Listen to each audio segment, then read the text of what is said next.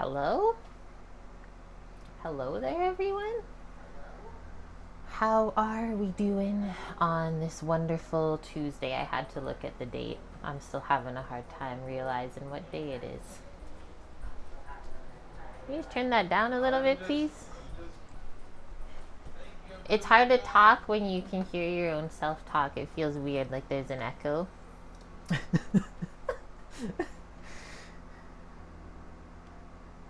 I can't hear the background music, but I'm pretty sure it's still there. The audio is perfect. Sweet!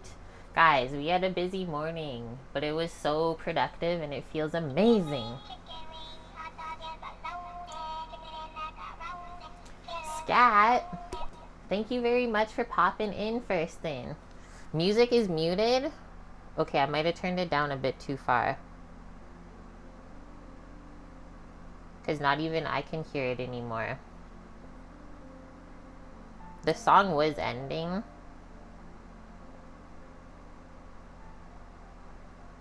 Okay, I think that should be good.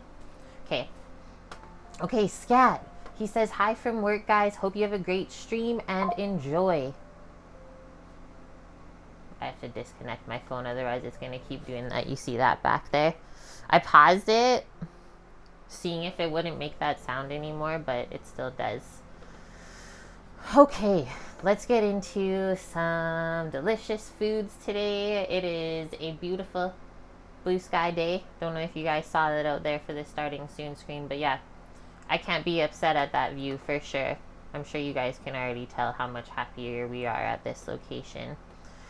Eric was in here first thing, subscribing for 62 months in a row. Thank you so much, dude, and for being first. Appreciate it. Bob, good to see you. Hope you're doing good. Same with Folk Metal. Welcome, welcome. You looked at the grill tonight, did a double take, because last night you were looking through our old vids, wound up watching one with the same menu. That's funny. We don't repeat all the time, but sometimes when it's that good, we do. Michael, welcome, welcome. You're early 2 days in a row. What year is this? I think it's still 2025. Cookie, welcome. I think that's it, guys. We got Valk in here too. Good to see you. Yeah, happy Tuesday, guys. What did we do this morning? First thing, we had to go get some water, so we filled up 5 gallons of water at this station. We're ready to go for another week. I did a shit ton of dishes today because everything's hand washed, so it piled up a bit after yesterday's stream too. And then we hardwired in the fiber cable to the stream all the way from the living room. So like taping the cable so that people don't trip on it and stuff, and it's not that easy to see. I think compared to yesterday's stream, we're going to be a-okay today. The thing that we think was happening, or Sam is definitely the one behind this that thought about it, is there was just too many Wi-Fi signals sending back and forth. So now that we have the computer hardwired into the fiber, the other 2 Wi-Fi signals for our cameras, which now we have 2 cameras. So my phone's the inside one for the stove, and then Sam's using his on another program for the outside grill cam. Pretty freaking cool. So we have 4 cameras all day then. If it's a repeat Folk Metal, we're talking something like 6 years ago. Holy smokes. Hi, douchebagans. Welcome. And yeah, who doesn't want a good Porterhouse? When they're on sale, you can't pass it up, especially when the butchers will cut it custom for you, let's say.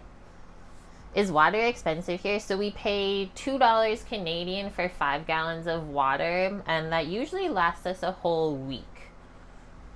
Annie, how are you doing? Welcome in. Our chocolate cake master, we should say. That's really good for water. And yeah, it doesn't taste weird at all. So that's good too. I like it. We just don't trust the water from these taps. Like, sometimes we're on a boil notice, and then the other day that I poured water out of the tap to drink in my cup, it was like a brownish hue. I was like, you know what, Samo? We're just gonna pay the $2 every week and make sure like our stomachs are okay. Cause I'm not getting sick off of water and then not being able to go to work, right? Gluten-free chocolate cake master, no less. That is actually a feat. It's true, Annie. Watch him change it to green or pink even. The taps there you don't trust anymore either. For sure, for sure. And that's like a big thing, right? Putting that into your body every day can affect how you feel and you don't even realize it.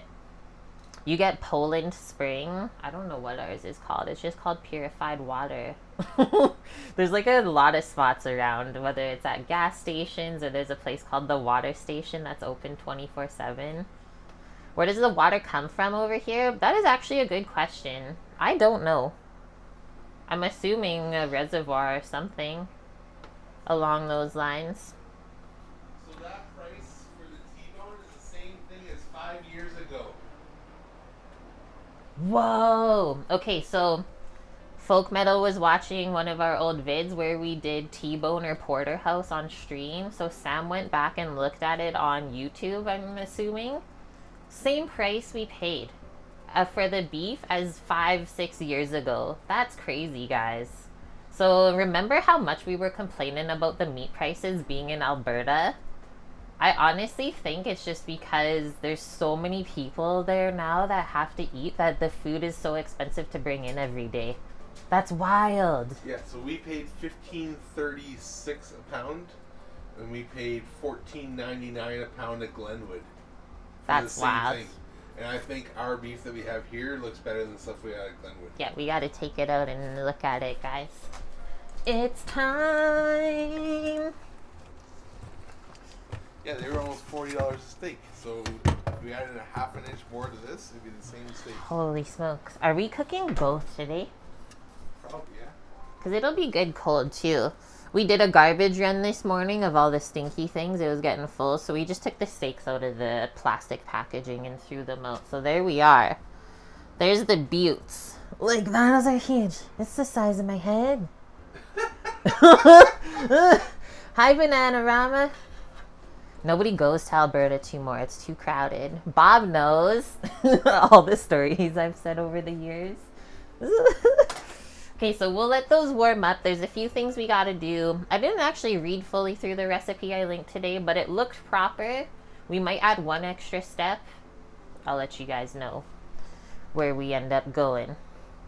Gur says, hang on, is Samo wearing the same shirt from yesterday? Or does he have multiple identical shirts? Respect either way. He's wearing the same one, but he does have some of those same t-shirts of the same color. Like he has 2 blue ones, a couple white ones. That's just who he is.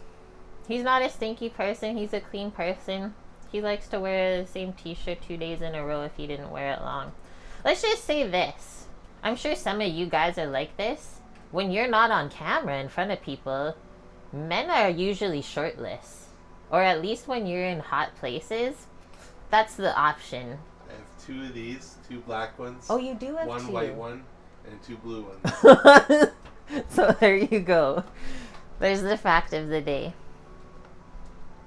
The baking pan is very cool looking. This is what it is.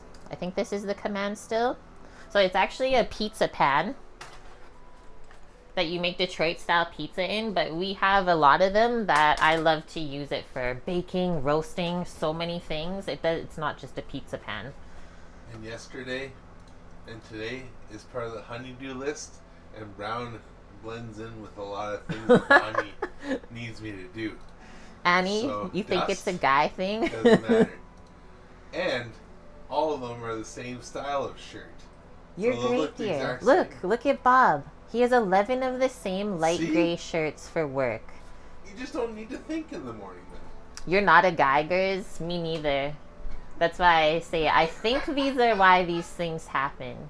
You almost never go shirtless even when you're alone. Maybe that's something you should try this year. You never really know what you could be missing. Okay, I'm gonna switch it back to the food.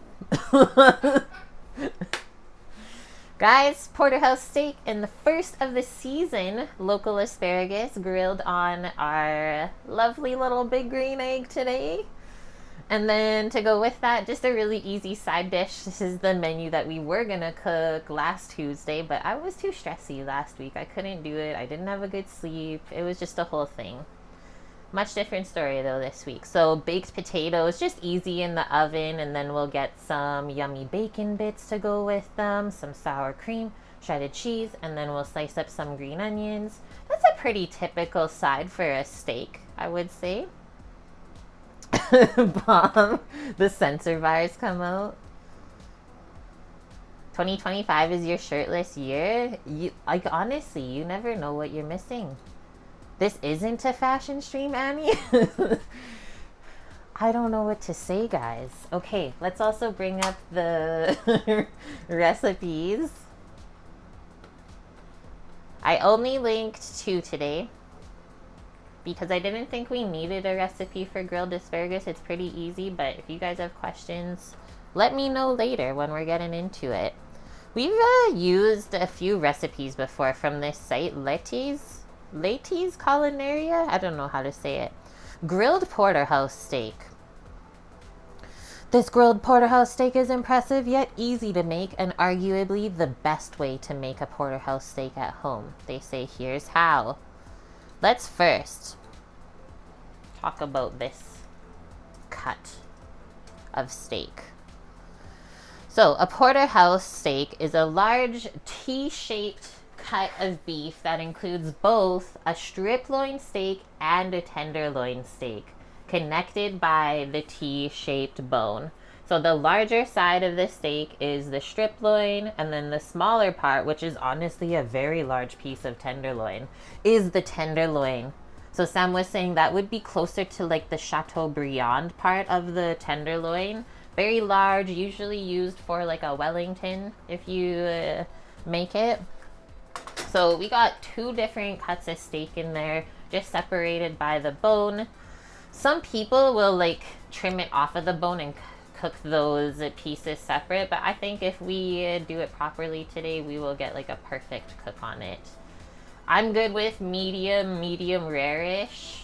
I wouldn't go too rare on this because then the strip will be pretty chewy. And yeah, you don't want to go too well done either because then it will also get too dry, the strip loin. You don't have to worry too much about the tenderloin because it's like always tender and delicious, right? Okay, so this is what it says. The key difference between a porterhouse and then just a T-bone steak, because you can get those 2 different cuts you'll see at the butcher, is the size of the tenderloin. So the porterhouse has a tenderloin that's at least 1.25 inches thick, while the T-bone's tenderloin can be smaller. So then if we look at this again, I'm assuming they mean it like by this width, which this is like 2 inches thick. But you'll see as you go closer to the other end of the bone that they slice off of, this is going to get smaller and smaller, that little area. And that is also like the more expensive part of the steak is the tenderloin. Strip loins you can usually get with or for a pretty good price at like any time of the year.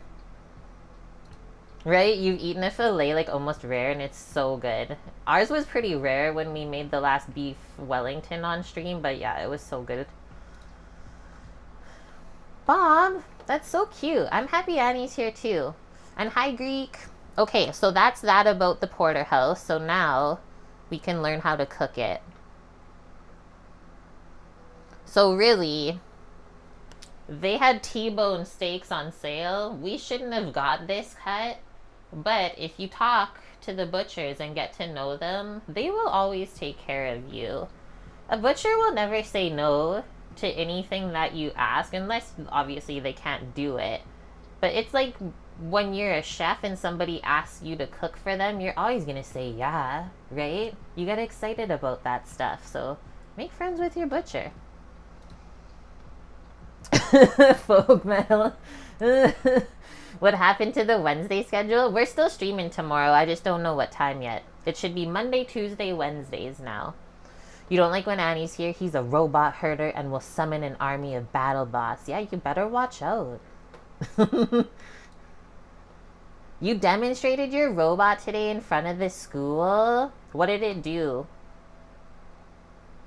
That is so true, actually, Gers. Really, everyone who's a specialist in what they do will love being asked questions about the process and their knowledge. And, like, you'll always share the knowledge. I don't understand some people in, like, various trades that, like, will not tell their secrets. It's like, but how are we supposed to get better and, like, bring that knowledge to the future as well, right? Hi, yet it is. Okay. This is what the recipe says. The Porterhouse is a study in the art of steak. Along one side of the T-bone that intersects this cut of steak, you'll find an ample portion of nicely marbled, robustly flavored New York strip. Nestled against the other side is an impossibly buttery petite fillet. What distinguishes the Porterhouse from the more common T-bone, we learned that, is quite simply the magnitude, it says. The Porterhouse outweighs its scrawny cousin, the T-bone, every single time. And this grilled rendition lets the flames bring out that tremendous beef flavor. I'm so excited. Gonna be so much flames going on this thing later. Greek, does that mean I work Thursday, Friday, Saturday, Sunday? It does. And usually Mondays too. We'll see how the schedule is. They don't do the schedules like 2 weeks in advance there. So it's like literally every time we go back to work on a Thursday is when we find out the new schedule, kind of. It's a little weird. So that's why I can't really do the stream schedule too early, unfortunately. Cookie, you found a local butcher there that does their own dry aging. They release all the dry aged meats on every Friday. What? That's cool. Old style, yeah. I'm a petite fillet too. I just like how that sounds. A student broke the reef structure, Annie, because you forgot to lower it when he brought it through the doors. Oh no. There's always something bound to happen, hey? What have I done to the Porterhouse to prep it for grilling? So far, all we've done is take it out of the fridge so it can start to come closer to room temperature before we do the first step of cooking it. So what do they say here? Prep time on this, if you don't do what we're doing today, 20 minutes. Cook time, it says about 10 minutes. Up to you guys. Total time-ish about 45 because you always have to rest your meat after you cook it, right? He didn't feel bad enough, Annie? What? It's like he meant to. Tisk tisk. Okay, so they just do a little olive oil, salt, and pepper on there. Optional is some garlic minced and then herbs too, but we're just gonna do salt and pepper. We're going to salt it right before tossing it on then, or some other method. We are actually going to do a reverse sear on it today, just because of the thickness. I don't want it to take forever on the grill, and I always find that a steak that's like 1.5 inches thick, and especially with the bone in there like this, we are going to reverse sear. I was thinking about an hour only in the oven. What temp should we do it at today, Sam? Like 275? 200 degrees. 200 degrees? Yeah. Okay. So 200 degrees Fahrenheit for an hour. And that'll like slowly bring the temp up. Get it all warm in there. We'll let it rest after that while the egg is heating up. It's outside. If some of you are just popping in, what can I show you here? Where's our grill? And try this one. That works. So that's waiting out there for us. Yeah, in the oven, then on the grill at a really high temp over the charcoal. That's our reverse sear. And there are some reverse sear recipes in our Discord channel if you want to know more about that. But for those bigger cuts of steak, would highly, highly recommend. One day you have to try sous videing the steak with a reverse serum. That works good too. What kind of charcoal are we using? It is the big green egg. It just comes in a big green bag. You know, the big green bag of the big green egg charcoal. That's the one. If we're cooking steaks low in the oven, how are we going to bake potatoes? So, for the first hour, the steaks are going to be in the oven. After that, they will come out. We will then crank up the temperature in the oven. Our potatoes aren't very big, so I don't think they'll take more than 45 minutes to bake in the oven. We'll wrap our potatoes with foil, throw those in the oven while the steak is number one, resting, and then while the grill is heating up. Because like it's gonna take probably close to an hour for us to finish off that last part of stream as well. Do we ever smoke potatoes? Not often. That's a great question. Yeah, you're baking like huge russets. The russets were so small in the bag that we got this week, so I was like, oh, this should work pretty perfect. Smoked potatoes. Okay, so what did they say?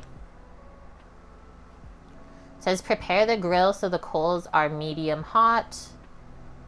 Brush the steak with some oil if you want, and then liberally season with salt and pepper. Because that one's so thick, we'll season both sides. And we'll be seasoning it before it goes in the oven today. So all of that seasoning will like slowly melt into the meat at 200 degrees Fahrenheit. Okay, so that's that. And then our baked potatoes, ingredients for that, obviously large baking potatoes. I'm gonna get this oven preheating right now. Let's see how low it goes for the steaks while we finish off this chat here. Smoking a pecan pie. There was a time when we did, I think it was Pie Day or something, and we ended up baking the pies on the Traeger because we had like 12 to make. It tasted so good. Like the pecans in the pecan pie totally took on the little bit of like wood flavor from the pellets. It was good, Cookie. You remember that? Okay, so they say the best type of potatoes for baking are russet potatoes. Let's dig out our bag.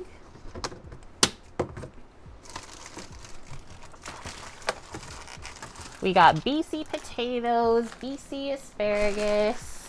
These ones are called Splendor. Pacific Splendor. And yeah, I'll just show you the size. I'm sure we've all seen like the massive russet potatoes to be baked, but to me like a usual russet is like this. It is both of these together. Look how small they are. So 45 minutes will totally be fine. And I made potato wedges from them the other day when Sam was at work and I was off. Turned out really good tasting potatoes. Old Style, thank you very much for the Prime subby. You've been here for 33 months with us already. You used to cold smoke your brined potatoes that you used for fries? That sounds crazy. Maybe you should try that at work. We got a cold smoker. What are you putting in there, Samo? Armstrong, British Columbia is where the asparagus is from. Nice. Did that work? That definitely did not work if you were trying to put a link. Bonk's in here too. Hi, Bonk. Welcome home from work. Okay, let's get our listeroo. So I'll just write steak. We're going to season it. Reverse sear. 1 hour at 200 degrees Fahrenheit. Then you rest it for probably close to 30 minutes or so. The stupid underline. So close. Rest the steak. Heat the grill, we'll put. And then we'll sear it. And then if you want, you can rest it for a little bit longer before we slice it. Next one to prep, our potatoes. we'll say wrap them up in foil. Also, we have to stab them with a fork so that they don't explode in the oven. Oh, we got good quality sour cream here, Annie. I guess I can show you the container that broke yesterday. Where's the lid? Okay, this is our option. It might have dropped on the floor yesterday, but from the same place that we're getting that fancy milk from, 14% sour cream. It tasted like the same sour cream that I would get from my aunt from the farm. Really good. Bonk, you want to eat the steak on all its hot charred glory. You gotta wait. Okay, potatoes, wrap them, bake for an hour. I'm gonna go at like 400 Fahrenheit, so double the temp of what the steak was cooking at. And then we gotta do some bacon bits for those. We got the sour cream. We need some more shredded cheese. Okay, this is where I'm thinking this would be so good. Get to the back of the cheese drawer. This one, I was talking about this yesterday on stream. The dill cheddar from the same place, the Dutchman. Yeah. That'll be so good on the potatoes. Yum. So shredded cheese and then the green onion. And then lastly, we can't forget about the asparagus. So we just have to keep in mind the asparagus should be prepped to go along onto the grill with the steak. But the steak will be grilled first, it will come off to rest, and then the asparagus will quickly grill for like maybe 5 minutes. It really doesn't take long to grill asparagus. We don't want it to go floppy and soggy. We like a bit of bite on our veggies. And that's how fast the oven heats up. There's the list, guys. We're feeling ready to roll. Let's get into this. That's right. Everyone says that it doesn't keep the juices inside or soak them back up. But I don't think I believe that. I honestly think that resting, the juices go back in.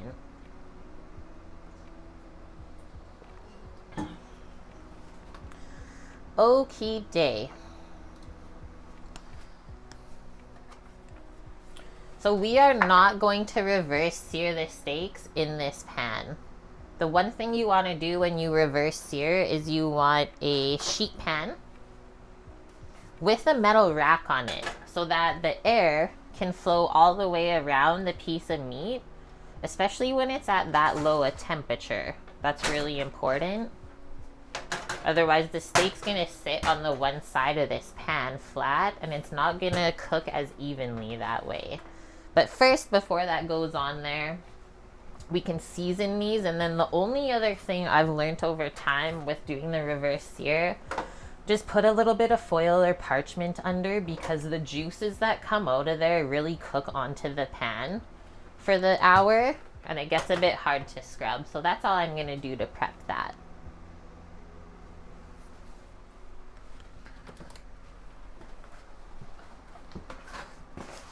With me doing all my hand washing dishes, I'm like so strategic how I cook now.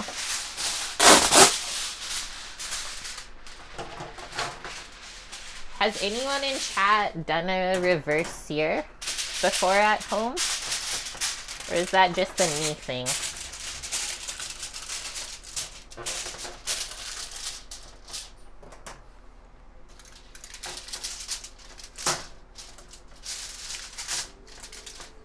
Nice. Okay, so there we go. The rack will just hold that down. Salt, pepper. I think that's all we're gonna use on this today. Let the beef speak for itself. You've thought about doing it, Annie? Does that count? It does count to a certain extent. Folk Metal, you guys like a good reverse sear? Your favorite way to do it since you don't have a sous vide. I love that. So some of you guys know what I'm talking about. You've done it in the sous vide and then a sear. That still counts, Cookie.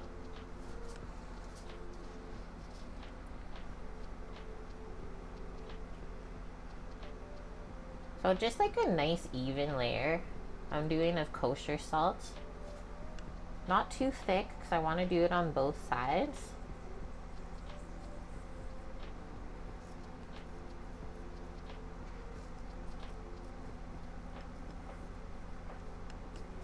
That's good. Some pepper.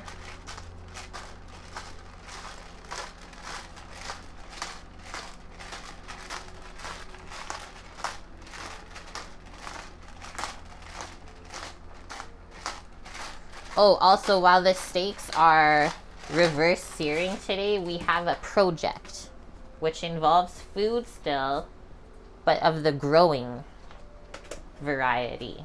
So we're gonna plant a few plants. If we get all caught up on our prep and have a little bit of time, we're gonna plant 2 peppers and 2 basil plants and maybe a tomato. One of your students asked if you could get extra points on the test if you put a joke on it. You said no, but you'll give you some aura. They're learning from you early, aren't they, Annie? I'm just pressing on the seasoning, guys, before we flip this over. And then we'll do the other side, and then we can flip it onto our prepared pan back there. So that's the other side of the steaks. There's a bit of connective tissue. We'll see how it kind of mellows and renders out, but like, holy shit, that part of the bone, it's like almost the marrow bone. It looks wild.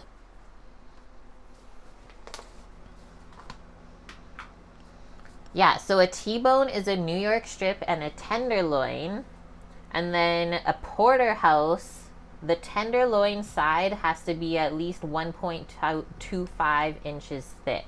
So this is like 2 inches thick.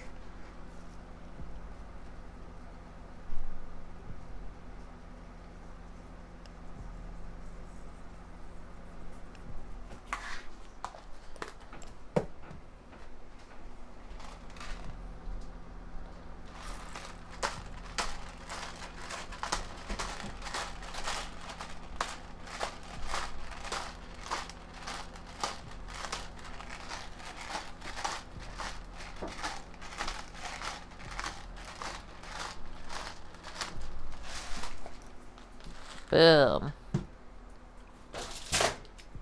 Whoa. Samo added more light in our life, even. Sometimes I forget that a light exists above me still.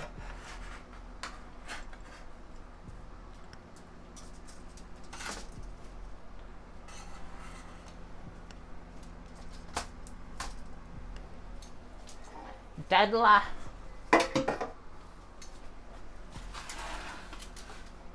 There we go. Just gonna rinse off the tongs. And now that's gonna go into the oven and we can set an hour timer. You'll be surprised when you're prepping in the kitchen how fast an hour goes by. And like, you can always go a bit longer. I usually kind of just watch the internal temperature of the meat as it's cooking. That's where I'll always suggest the instant read thermometer. You obviously don't want to cook it past your doneness preference. Medium is maximum for me. I usually like to aim for like on the lower end of medium rare because we're going to grill it afterwards still, right? So like if you get it close to the point of being around like 115, 120, let it rest and then onto the grill. That'll bring it up the rest of the way to mid-rare that you're looking for. Carryover cooking is the word there that you guys gotta be aware of. One of these April 1st, Kate is gonna grill a tomahawk steak. Why does it have to be on April Fools? Timer. 1 hour on the clock. What you got, Sal? We're all alone. Everyone left us? Everyone. Because I hate tomahawks. I always say they're a waste. It's a waste to pay for the bone, for sure. It's not even like I even have a dog that I could give it to. Maybe if we had a dog, it would be worth it a bit more. Okay, so season. Reverse cook in the oven for 1 hour. Timer is on. Next one, we can prep the potatoes and get them all wrapped in the foil and stuff. I think we'll use the same pan that the steaks were in just to cook the potatoes in. Sometimes they release a little bit of juices even in the foil. Tomahawk steaks are a gimmick. They just look good, really. That's about it. Yeah, people love the novelty. 42 ounces of bone, 7 ounces of meat. Clem! It's our favorite surgeon. How are you doing? Bonk. Okay, let me go grab the pan real quick.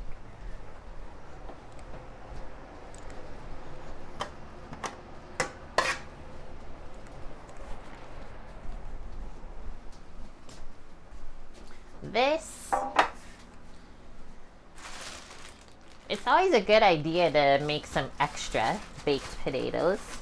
So I think we'll do 4 of these today. And then the only thing you really have to watch for when you're choosing the potatoes to bake is that they're all around the same size, right? So that they'll all be at the same doneness. Smaller ones will go mushy, bigger ones will stay crunchy. We don't want that.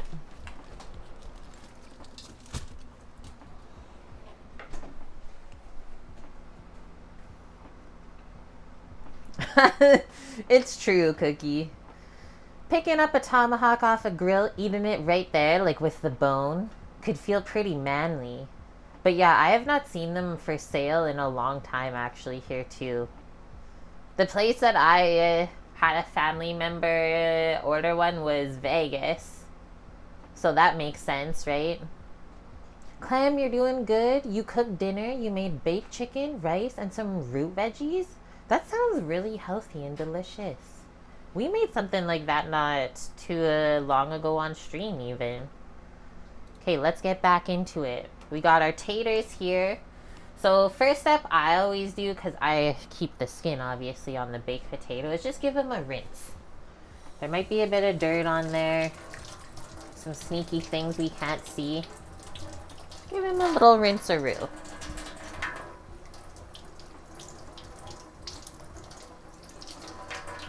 You'd burn your hand picking it off the grill. Yeah, you'd have to hold on to the bone with like a cloth or something. Or just have some like crazy heat protecting gloves to hang on to it.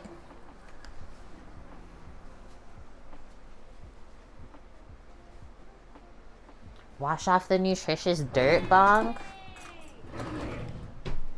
Holy! Thank you very much, Cookie.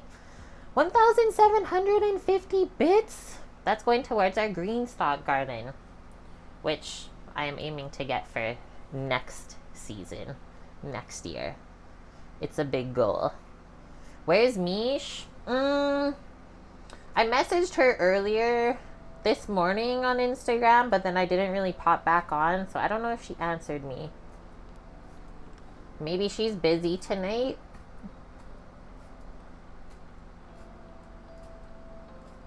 Okay, so I just did 4 fork pokes, and that will release the steam from the potatoes as they start baking in the oven. And then next, I'm gonna cut, we'll just do this for now, 4 smaller pieces of foil to wrap around these nice and tight. And that's what I find makes the best baked potato, because then it keeps all the steam in there too, and the skin doesn't get too hard. Holy Annie, thank you for the 1,000 biddies as well.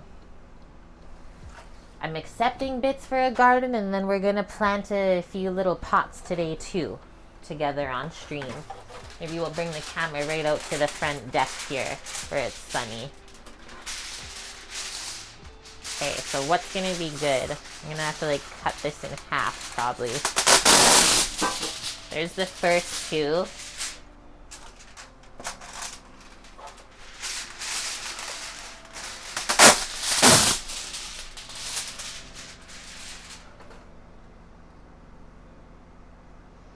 Clem, you tried beets for the first time? It will be the last time? Oh no! Did it taste too much like dirt for you? And also, you might have to cook them a bit different.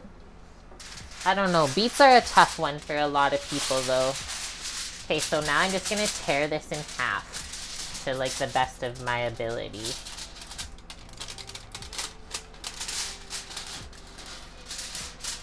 Turns out my ability is pretty good.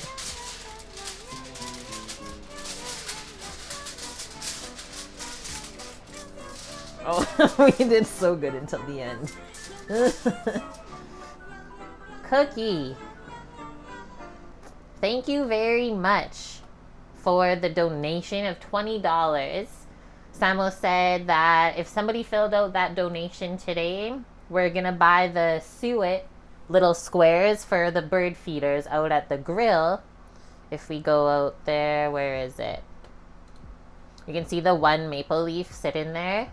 We got so many birds, so thank you very much, Cookie. I think the birdies will be really happy. Okay, I tore this first one. You can back it up a bit. Tear this next one.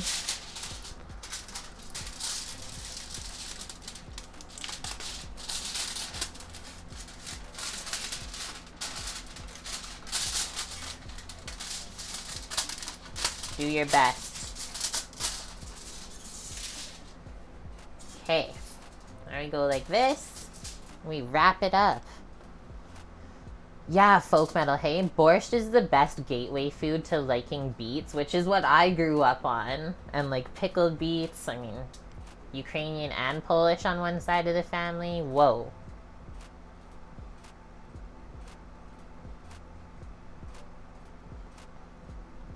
So frustrating when it doesn't tear straight. We did so good, Jabberwocky. You could potentially put some oil in here if you want with the taters, but like we're gonna load it up with butter, sour cream, bacon, and all the other goodness, so I don't think we need the extra fat. It's definitely not necessary, but it can be done. And then we just make a little parcel. These potatoes are so cute. It'll be the perfect size. Clem, the taste was unpleasant, but you know what I always say is that it's good to always try something, and then after that you can make up your mind whether you like it or not. Because we're not gonna like everything, but it's always good to have an open mind and then decide from there. Bonk, you've tried it. Not for you either. Okay, so first thing for the taters, complete. Now we can just put that on the side until it's ready to go in the oven. What else we got? You know what? It's unpleasant. Durian and corian? What? You're forced to eat the ones that came from your uncle's garden? You did not like them, Bonk? I think the thing about beets is that you need really proper soil to grow them in. And then if the soil is unbalanced at all, that's when they taste really like dirty and muddy. So that is one thing that I learned from working at the organic farm for a season. Because yeah, like Bob said, fresh raw beets can be amazing. They should be like sweet and earthy, not just like dirty kind of tasting. So when people say they don't like beets, I totally understand why. Okay, we wrapped our taters. How are we gonna do these bacon bits? I think we got a little bit of bacon rendered already.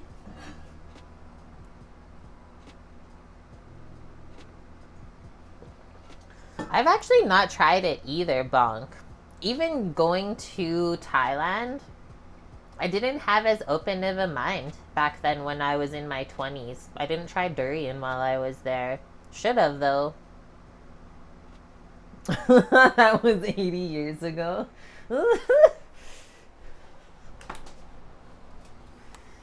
Okay, what are we working with here? Yes, okay.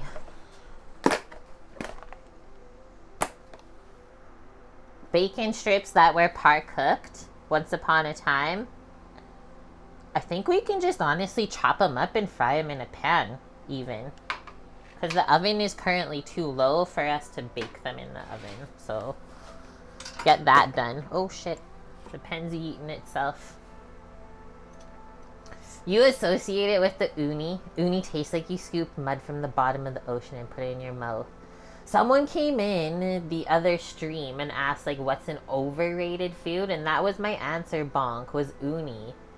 People go crazy for it. And, like, when I tried it fresh from the ocean, I was like, I don't get it.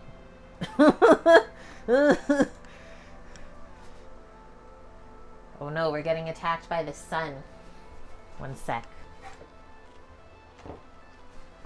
You know, the problem of having too much sunshine. It's rough around here. Okay, get a cutting board because I don't want to put the bacon fat all over here.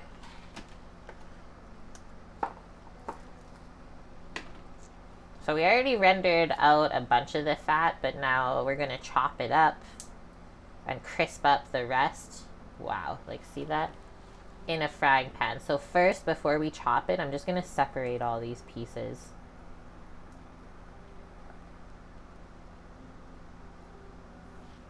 Ooh, sea cucumber. I don't know if I've tried that. I've seen it in some places. Mostly the grocery store.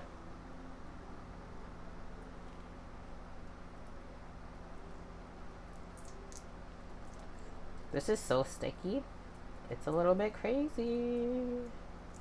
I'm trying not to, like, wreck the slices.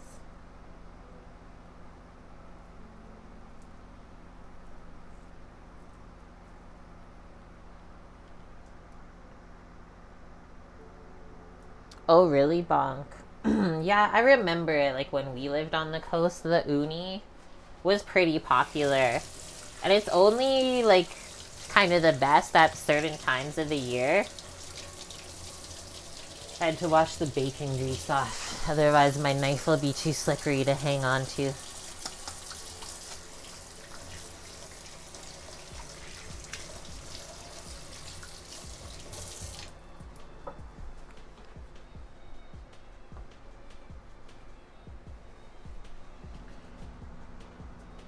Okay, so now we can line those all up.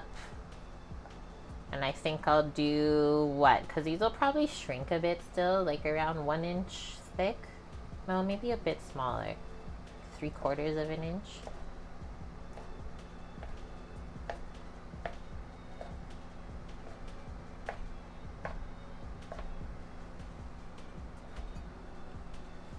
Okay. Just gonna put it back into there to live over by the stove or go into the pan. Rinse off our bacony knife.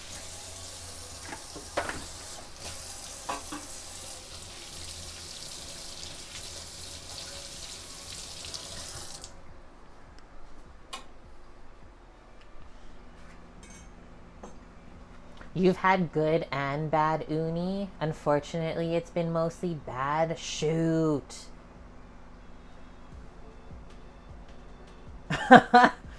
Right? You have to make sure, like, it's actually gonna be fresh and good.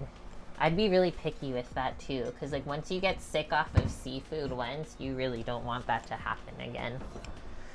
Okay, frying pan. Just gotta set up my camera or turn on the gimbal over there.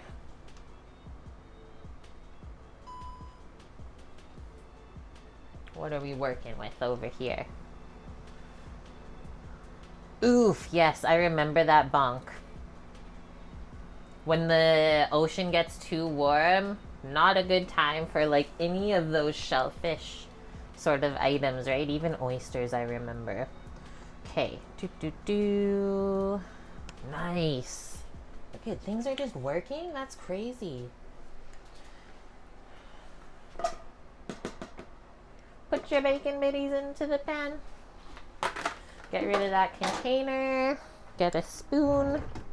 I would say a slotted spoon so that when it's all rendered from the fat, you can just scoop out the bits and leave the fat in the pan mostly.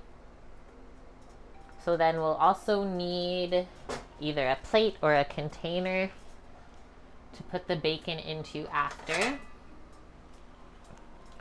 Want that? Even just that will work. We'll just use that bowl there.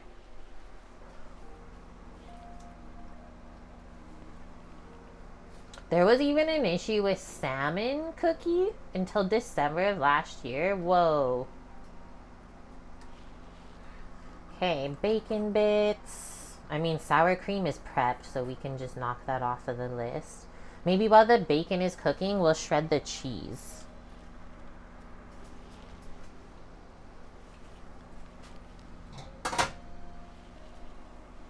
Feels like a repeat of yesterday's stream.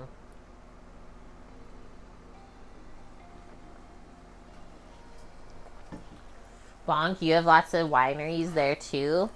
Okay, that's sizzling, so we'll let it go.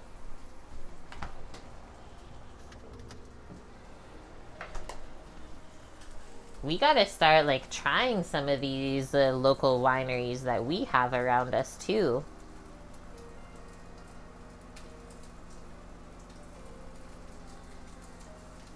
We'll switch to this one.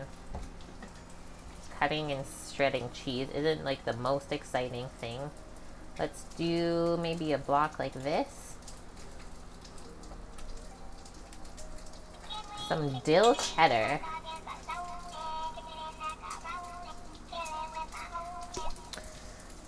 Just Gia? Subscribe for 3 months. Thank you very much. Hello, Kate. I absolutely love your streams and have learned so much. Thank you for being here, friend. This is the cheese we're going to use for the baked potatoes today. What are we cooking under the fire today? Some Porterhouse steaks. They're currently in the oven getting a reverse sear on them. Because they're really thick. They're about 1.5 inches thick. And then after that hour, then they'll rest. And then we will finish searing them on the grill over charcoal. So the bacon, I think I'm going to give that a little stir even, is going to be for the baked potatoes. We're just making some homemade bacon bits. Trying to crisp these up more.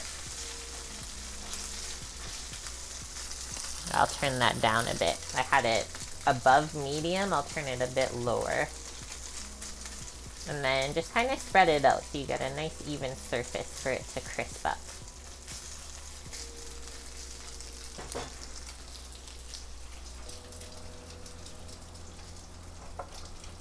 Whoa, this cheddar is interesting. It's like, almost feels like if you've ever shredded feta cheese.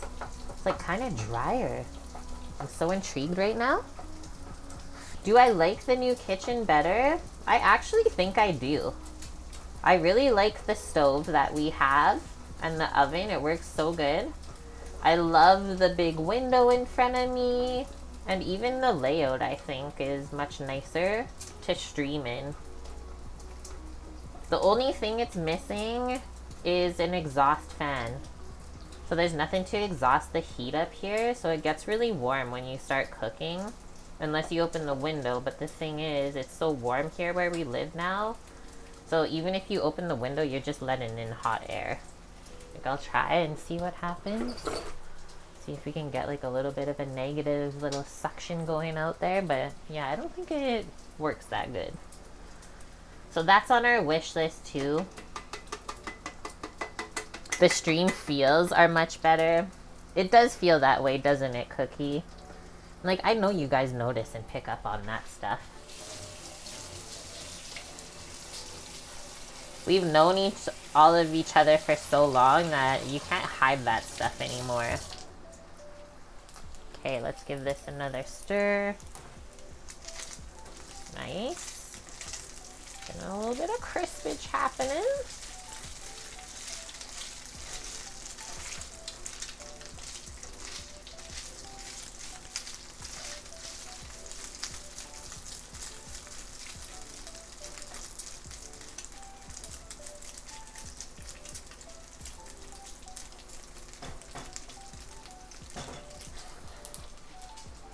It's looking good. What kind of cheese is this? Okay, I cut off the other side of the label, but it's a dill cheddar from a place called The Dutchman Dairy.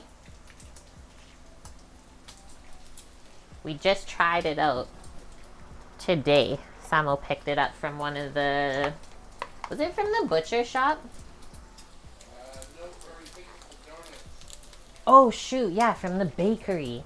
Guys, I can't keep track of all the amazing places around. Big Al's is what it was called. Big Al's Bakery. Legend. I'm pretty sure we met Al. He was there.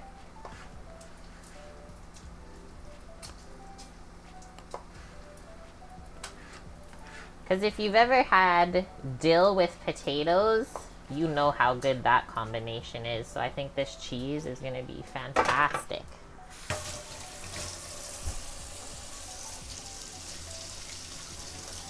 Rinse off the knifey.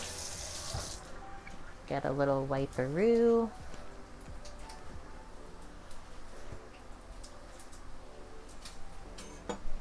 And then we can put that back in the fridge. Let's switch this back now. This one. Cheese? Oh. Yeah, you can cut a piece off to try, or just have some of the shredded stuff. I made lots. Bacon bitties are looking good, guys. And there's only 39 minutes on the timer now. That's how fast it goes by. And like, I'm not even dilly-dallying. Dilly-dallying. No dilly-dallying with this cheese. Can I have a bite, please?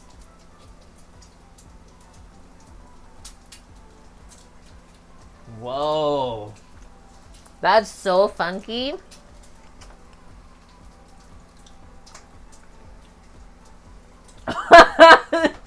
Holy shit. It tastes like feta. He's donating his cheese block. He can't do it. Okay. Holy. Open out. Kate, I hate to break it to you, but that's electricity, not fire. Shh. It's prepped outside. Look. It's ready.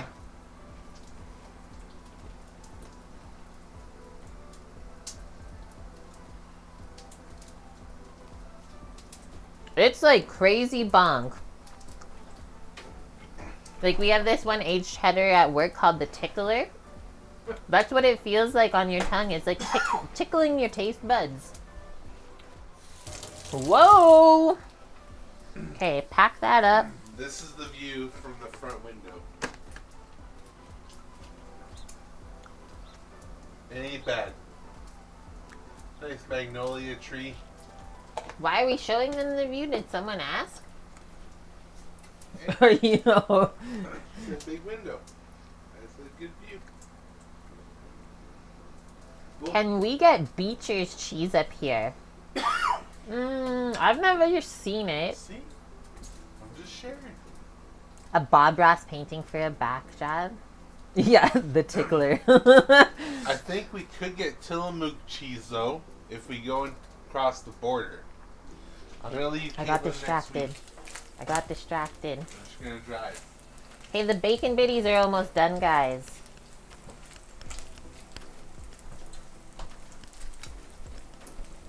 We're going to put the cheeses back into the fridge for now, because I don't think we're going to use up all that.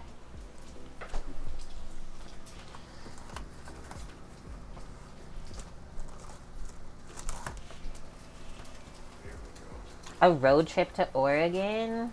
I love road trips. Oh, also, if anybody wants to check out the latest YouTube video that I uploaded this week, it's so good. I think it's my best one yet. I think so. Sam thinks so too. If you want to discover the mountains in Canada and Banff National Park, that's what it's about. You go on a fun hike. Oh yeah, and then Samo's in the canyon and he's singing about chicken wings after our subby song. Okay, so now just take that off of the heat. if it's gone too far. And like usually I kind of try to angle the pan so all the grease goes down there while you're scooping. If you want to be really, really particular, you can put a piece of paper towel into your bowl or plate to wick away the rest of the fat. But I think we'll be okay just doing it like this. Samuel's dying and I don't know why. I'll find out in a moment. And he says only a month left of school. Holy, Bob that year says, went fast. Hurry the fuck up. Yeah. You're so ready for this summer. Are you gonna finish your kitchen? Bacon strippies. They almost left the bowl. Whoa. Sam opened the whole freaking window. In the fridge, please. Fridge, please. The best part is the beginning of summer. That's what Chef said yesterday. He's like, I can't wait for this place to get busy so everyone stops bugging Sam and I. They're like all over us at work for the dumbest things, and Chef just laughs. I was like, I can't wait for it to get busier too. Just do my job. Shredded cheese completed. Bacon bits, check. We need some green onion in our life. You're gonna have to grind the floor. That's what we want to do in the winter. Gonna go paint the ceiling, paint and fix all the walls, rip the floor out, put new floor in, finish the trim. Like, I already have the master plan. We're ready to go. I got some remodeling, everybody. I'm not breaking down any walls. We're not breaking down the walls? No. We're keeping the walls intact. We don't have to blow anything out. I mean, this one at least already will. We could open It might be nice to open it up. You bought a tile saw? Sweet. I can't believe you bought it. You didn't just rent it? That's full commitment. Papamo. Hey, Kate and Samo. I hear you put those steaks in the oven for an hour, but I missed what temp we have it set to. 200 degrees Fahrenheit. And then if I look into Discord, in our recipes, I'll search reverse sear because I think I also have a link for really good reverse seared steaks. There's also some pork reverse sear recipes. But here, I'll put a link here if you guys want to know more about how to cook that way. We've done a few streams, and it works out really good every time. What temp is that one? This one, what does he say? Get out of the way, ads. I think he might give a few different temps.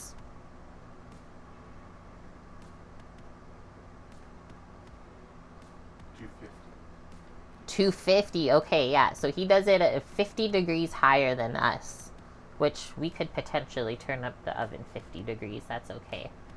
That's also the one you go off of. It's seriously so good. Like the chart, because it gives you all of the different steak donenesses as well, because everyone eats their beef different. We know that. It's a good one. Okay. Back to this goodness. Wow, we really lit up our lives here. The bacon's just in the shadows on this side. It looks amazing. Let's dig out our green onion. Since I did some extra potatoes for tomorrow, I'll do 2 green onions. Once again, you can glow in the light of the sun. I'm like an angel. Yeah. You've always talked about being able to see the sunshine while you're cooking. We had that on the island. We did. The big old window beside. Yeah. Now you're back. Yeah, Folk Metal, you might have gotten the link from us. Who knows after all this time. Okay, and then our really cute little thing of asparagus. It always is kind of daunting when it says that something is $7.99 a pound for vegetables. But just so you guys know, this amount was only like $2. So we definitely could have got more. Samo said he didn't want to get too much, but looks like we get 3 or 4 pieces per person. We're rationing the asparagus. I'm sorry. It's okay. It was a learning one. There's lettuce left in here. There's tomatoes and I know, I was gonna maybe look. And there's still a little bit of Maggi dressing. This is the other one I was thinking. Is to wrap up some carrots and just roast them in the oven with the potatoes. You can do that too. If we have time. I'm okay with that. Times are tough. Elbows up. Listen, Oh my gosh. Hey, listen. You want a nice steak or asparagus? Yeah. Your choice on this one. Sorry. All the money was used up on the Porterhouse, guys. This is all we had left. I had $115 in my wallet. It cost me $114.90. Let's get a little bowl. No, I'm going to change that. I'm just going to get a little baking pan.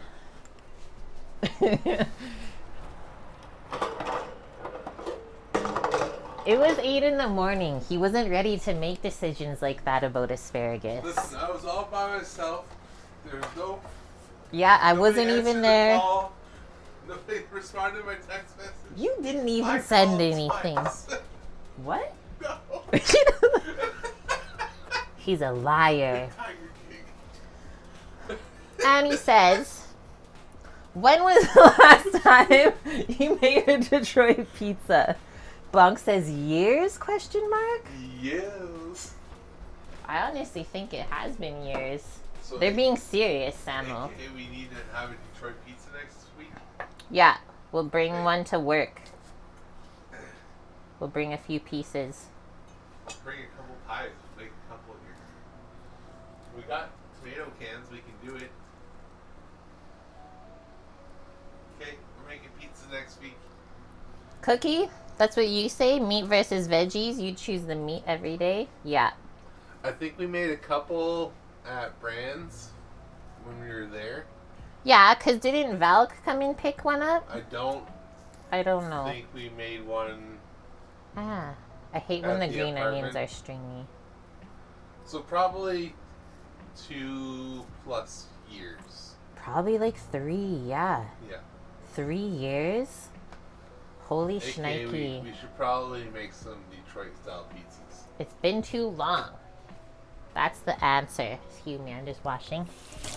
Just rinsing. February 7th, 8th, 9th. Go Snacks Detroit style pizza.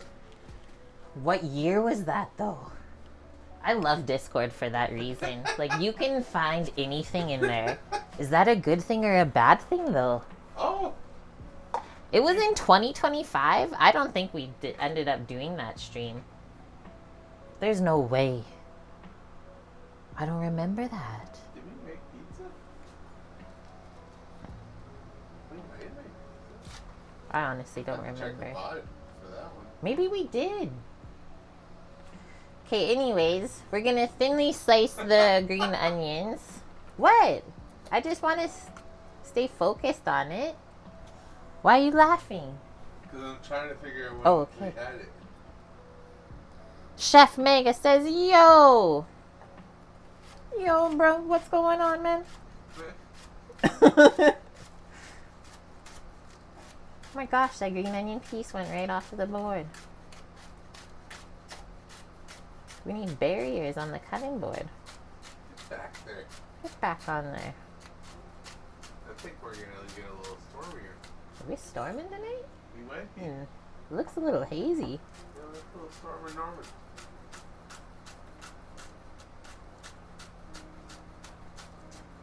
Oh, we have exciting news.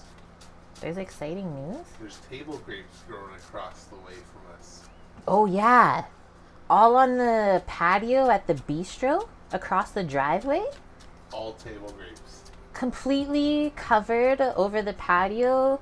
Full thing of table grapes growing. So And they ain't said we paying pick for them like grapes. all summer. I'm so excited, guys. Grape harvesting streams that we get to eat. Yeah, Discord search is great until they use it against us. evil. We can just do it on stream, Bonk. Just walk over. Let's go. It's gonna be so fun waking up on Sunday and walking to work Oh, yeah. at 9 in the morning.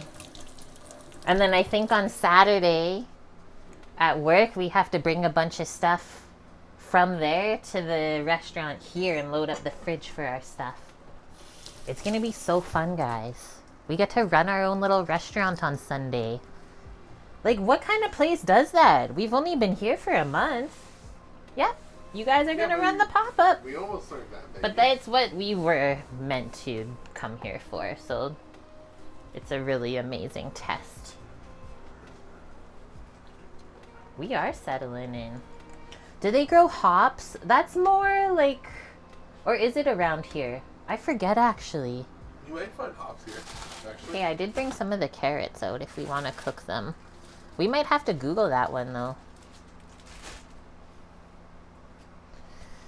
I just put the green onions into the fridge for now with the shredded cheese. Right? Pop-up sounds like a good dry run for the truck. Hopefully next year. We're trying to save up a bunch of money so that we can actually get a truck that is ours. I think Bob is right, Bog. February 9th, Sunday. Bacon wrapped jalapeno poppers, everything bagel, pigs in a blanket with curry ketchup. I honestly don't remember making all that stuff. Annie, don't jinx it, please. We've come so far today. Okay. Lettuce. What do we got? 23 minutes still on that? That's actually amazing. So wait, we have a food truck? Well, we did have one, and then our investor passed away, and then the rest of their family decided that they wanted all that money back. So now we don't have a truck. So now we're going to start over again and just use our own funds, however long that takes. Because that is less heartbreak, I find. It's all good. That's like just the way of life, really. I don't care at this point. I'm on to better things, right? So Samuel's already in the carrots.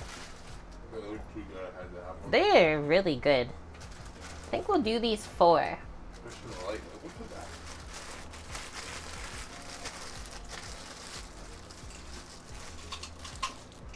We'll tip and top them. I honestly don't even think we have to peel them. Nope. They're so nice. And then I'm thinking of just wrapping them whole in foil, olive oil, salt and pepper. Maybe I'll even put a little bit of dried dill in with it and some brown sugar. Wrap that in foil and it'll roast for 45 minutes with the potatoes.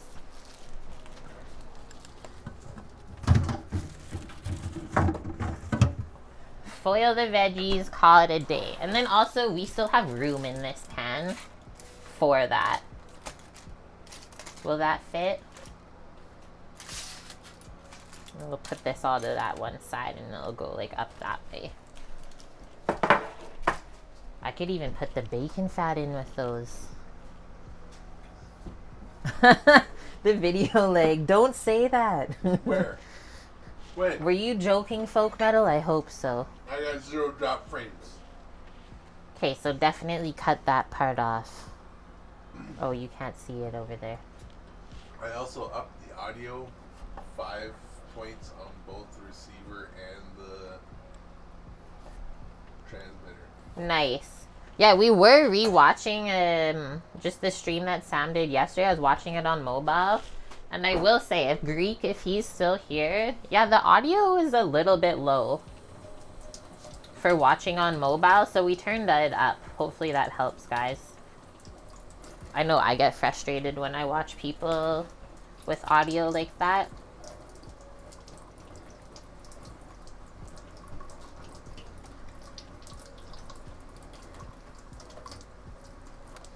Have we priced out food trucks? Well, we're not going to do like an exact food truck because we still also want to be able to like travel and live in it. So it'd be like more us being private chefs and traveling that way and then doing pop-ups out of that vehicle. And probably having like a food trailer behind it is what I think would be the best scenario. Okay, Samo brought our olive oil, but first we can get our little piece of foil down again, because I like to dress the veggies in the foil that they're gonna cook in. Saves dishes. Twitch mobile sucks. I mean, it does, but still. Isn't it nice, Annie? The sun shines forever here. Is that going to be enough? I think so. Imagine getting a huge pit barbecue. Well, we do have one at the restaurant here at Wild Goose. Because it used to be a barbecue restaurant. That's the link to that. Smoke and Oaks Bistro is what it was called. I think like this or this. Does it really matter? I would say no. Look how bright that looks. Wow. A little drizzle and then we'll roll them around. Get some seasonings. I'll just do this. Some salt and pepper. I'll get a little bit of dried dill and a bit of brown sugar. Get that sweetness in there.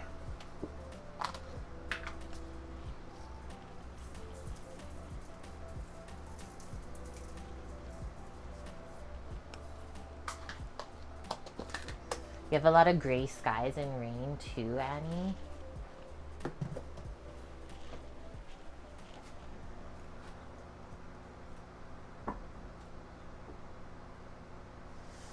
Going to Washington, you were shocked by how much the amount of daylight changes. It is pretty nuts, hey? Okay. A little bit of dried dill. Dill weed, not the dill seed.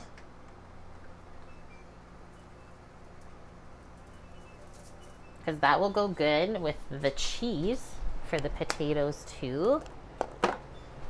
And then, actually, where's my... I'm just gonna use some of this yummy raw sugar. I got it from the Asian market.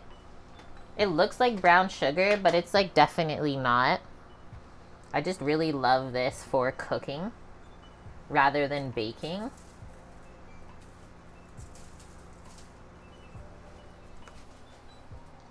So a little small layer of that, and now we'll just kind of roll this around in here in the oil.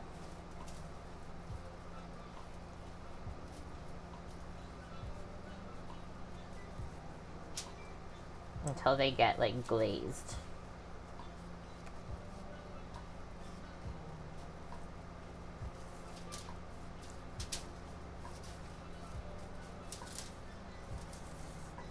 Gotta press that one down. That carrot's not straight.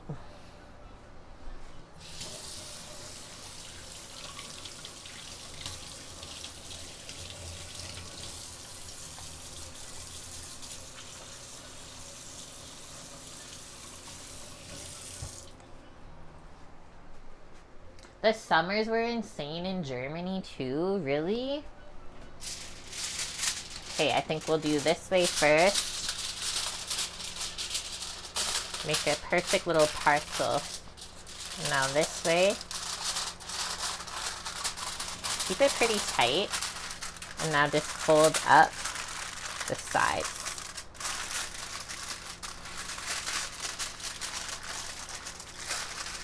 And then flick that over. Beautiful. What? That fits so perfect in there. Look at our little roasting tray. Oh, you missed what it was? The not brown sugar? I just call it raw sugar because honestly I can't read the label of what it says. Getting it from the Asian supermarket. Let me see if I can like find what it might be.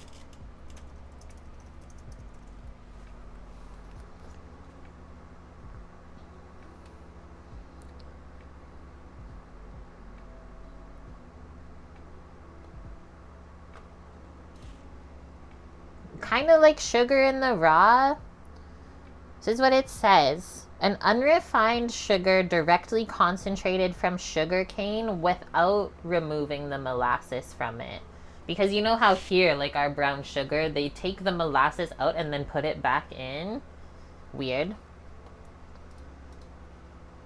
Right? It's like, you know that's gonna be good. Ugh, it always reminds me of camping too. Because that's often how you cook your veggies, right? Is just right over the fire. Just throw your foil packets over. Yep. If anybody like grew up and was in Girl Guides and stuff, for sure you would know what I'm talking about. Okay.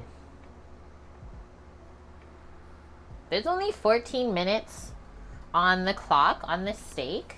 We are gonna roll into starting up the barbecue because there is really nothing else to prep on our list except this asparagus, which I guess maybe we can just dress it up now and call it a day. The Bear fan, hello. How are you doing? So I'll go grab the olive oil one more time. Just a little bit of oil, salt, and pepper. That's it.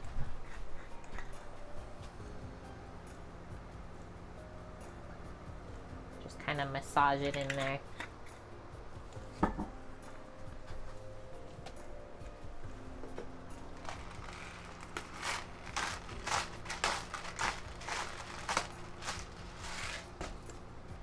What's everyone else eating today? You guys did some cooking too?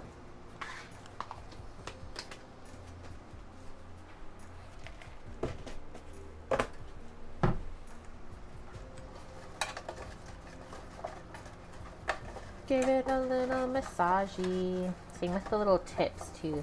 And like use it almost like a paintbrush. Brush it around. Now it all should be like glistening. Beautiful, glistening with the oil. Okay. Pork loin with sweet potato mash. Yum.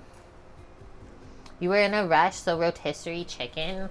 That is never a bad option. The amount of times that we got a rotisserie chicken because we didn't feel like having anything else for dinner, Annie. I think that's still better than fast food.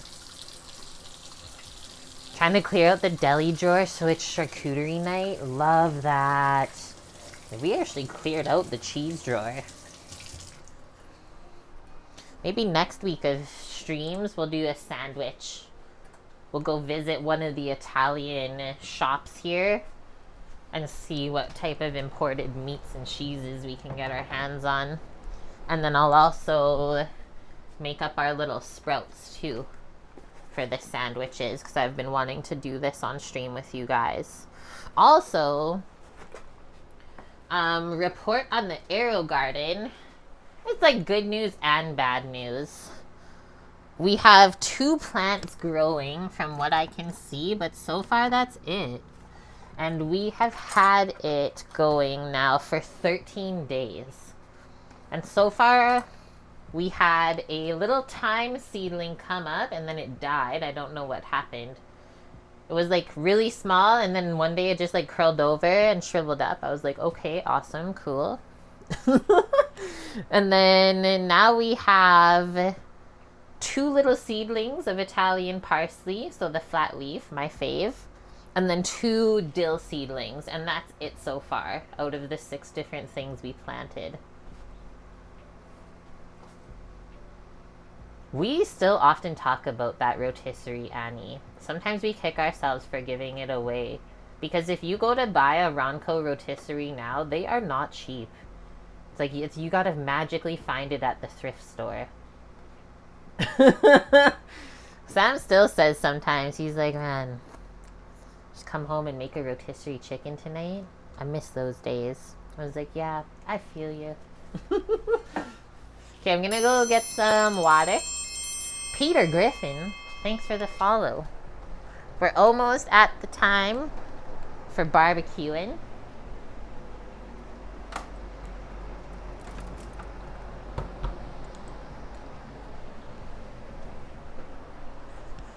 We got the water fridge in the living room because there's no way I could fit bottles of water in this one and also food. Scoots, just got done with your dinner? What'd you have? How are we? We're doing great. We crushed our prep in the first hour of stream.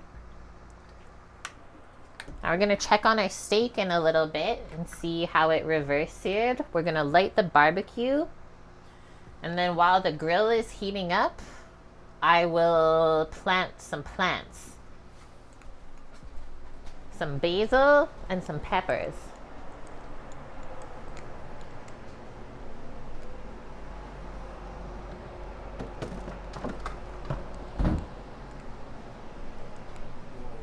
And then we got our roasted veggies all wrapped up and ready for the oven. We got potatoes, and then we did some bonus carrots today because we just had a small amount of asparagus. Cookie beef sausages with red wine and rosemary and some red cabbage sauerkraut. Yum. Mushroom ravioli. Pasta sauce made from leftover pizza sauce, salad, and bread. But you didn't make the ravioli. That's okay. Ravioli's always good. I'm a sucker for pasta. I actually haven't had pasta in a while. Maybe we'll make that coming up soon as well.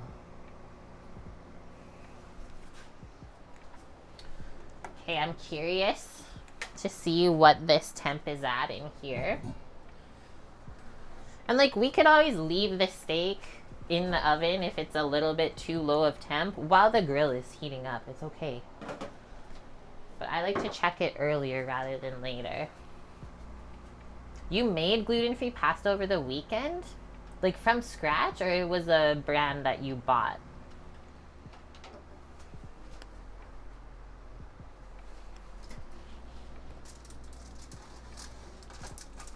Smells very beefy in there. Hello, steaks. Parmesan bechamel. Delicious. They're glowing. Okay, so you can definitely tell. Might have to go a bit closer. See how it's like the blood is coming out of the bone and it's like kind of dry and tacky looking on top. I'll go into this one. Doesn't look like it cooked too much in that amount of time. But it still came up to 100 degrees Fahrenheit, actually. It was at 99. That ain't bad. I said I was aiming more for like 115, 120. So now, I mean, there's about 7 minutes left. Why don't I go up to 250 like Kenji suggested on his reverse sear. Leave those in for like another 10-12 minutes. That should be good to go. These look like our emote. It's true, Valk. That's the one. Especially this one, hey?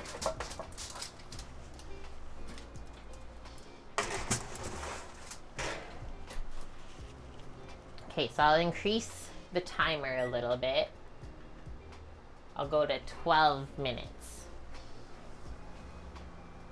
You love it? Me too, Valk. I like that you noticed that.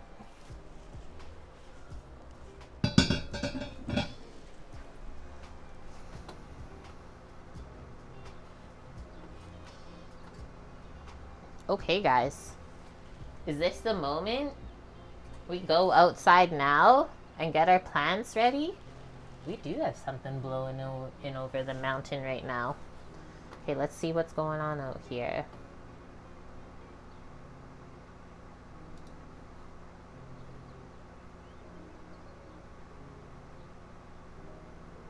Maybe we'll just take this stuff away.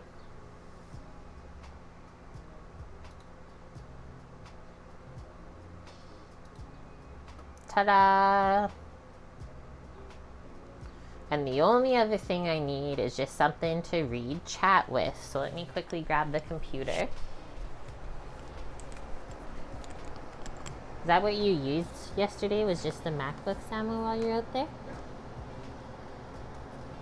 So you can start to heat up the grill whenever, really. I'm gonna start to do a little bit of planting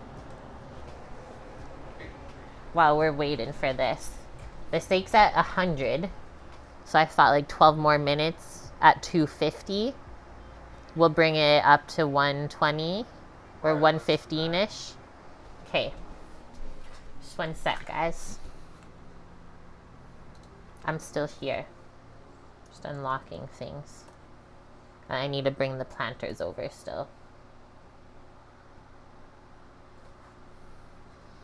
Yes, Rummo gluten-free pasta. It's true, Bob. I think I wholeheartedly agree with you on that one.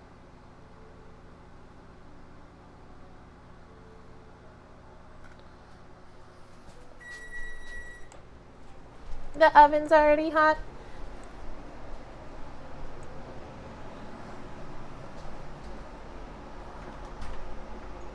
What did you put the MacBook on? On that stand that's right there. Your footstand. Oh, a stool, you're saying? Yeah.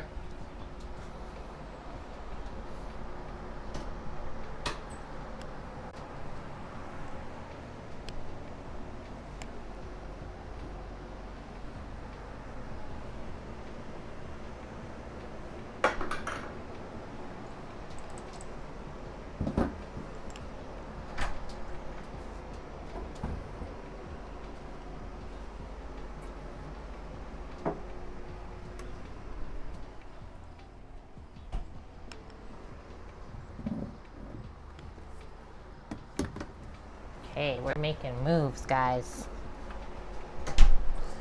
We're making moves. Okay, I got Chad out there. Need to grab my planters from the front and the soil.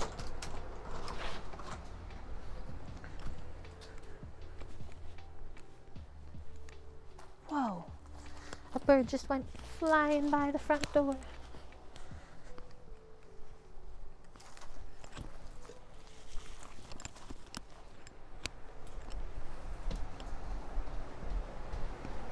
Got a timer on for the steak.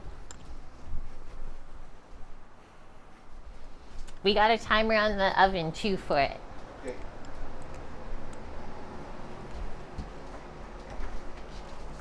Don't worry about the front door, I'll get it. I gotta still grab a few things anyways. It closed itself? Yeah. It slammed its own self?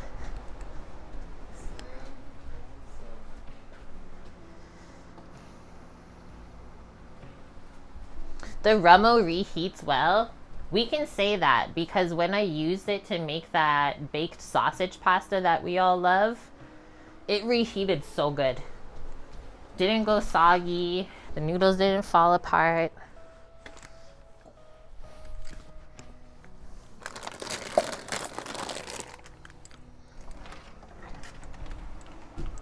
We got the soil, we got the planters. The last thing we need is just a scoop, a shovel of sorts for the dirt to transfer it into the pots and then to water the seedlings.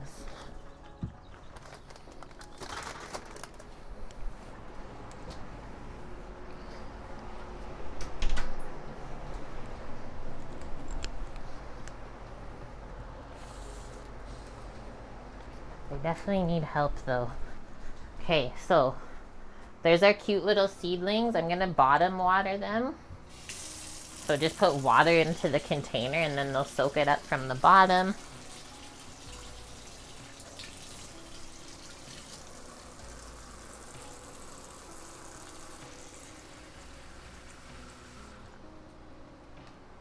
Those will soak it up while we get prepped.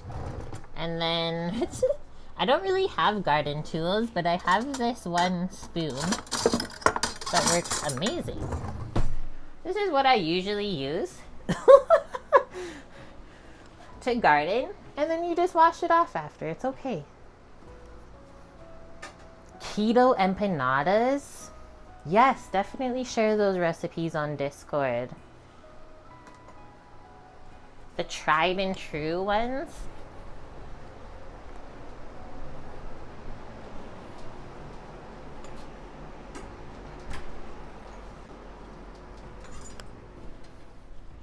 I haven't planted stuff in forever, guys.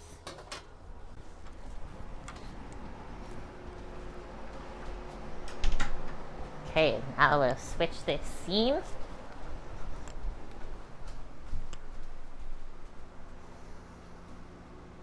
You made them once and loved them?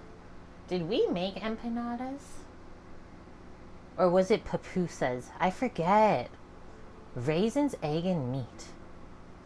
We have purple basil, 2 plants, and then 2 plants of some sweet peppers that our friend gave us, those seedlings.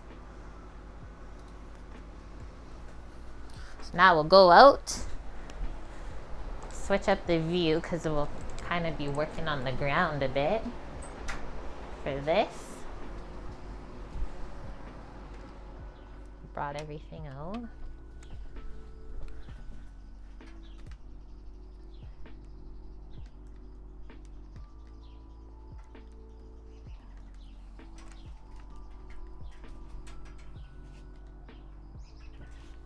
Where is this gonna be the best?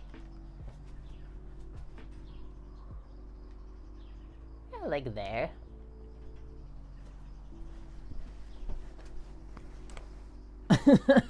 Pong, you and the raisins. Okay, so the first thing we'll do is fill up all these pots with soil. I think for sure we'll put the 2 peppers into these, and then small basil in this. And then I also have these other ones, but I don't know if I want to use these planters, or we can put the basil in this shallow one and then keep those other little planters for the other herbs that'll come out of the arrow garden. That could work. The basil might not be super happy in this shallow container, but I guess we'll see. I got some organic potting mix. Can I open this? No, I need a little knife. 1 sec. There's no tear strip.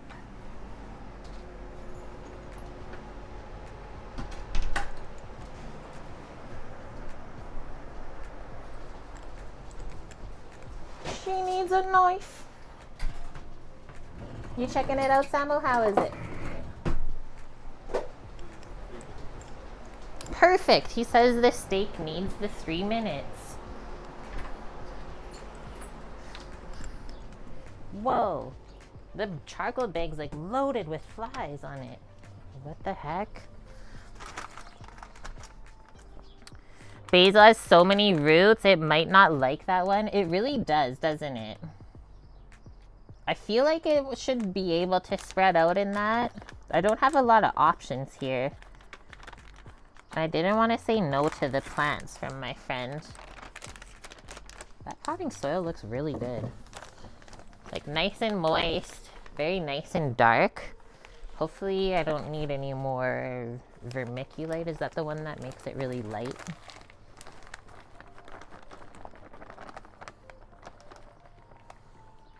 These plants are honestly just an experiment because I want to see if there's any wildlife that is going to decimate them, basically. So this is honestly more of an experiment. See how it goes.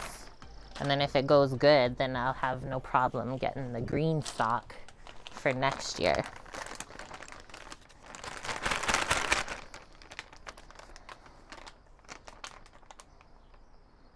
Vermiculite is a phyllosilicate. I said that so right. What does that mean, Annie? So this one doesn't have any drainage. That's interesting. Neither does that one. Really not the best, honestly. And I know this, but I bought these secondhand. because I didn't want to spend a lot of money on the garden this year, considering our tomato seedling got decimated in a day. Something just like ate it at the stalk like a beaver. Just took it right down. Oh shit, that one had some dirt in it still.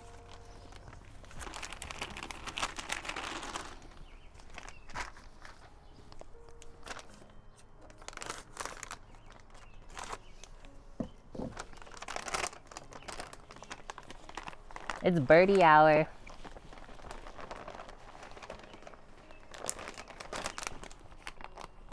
That's like the perfect amount, basically. That one's a little low, but I was guesstimating.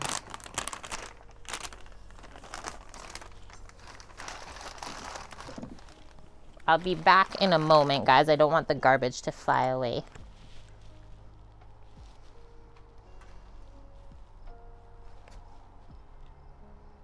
Yeah, so this one has rocks on the bottom, the wide, shallow one, but the other two don't. I guess I could have just grabbed some rocks from the garden and put it in.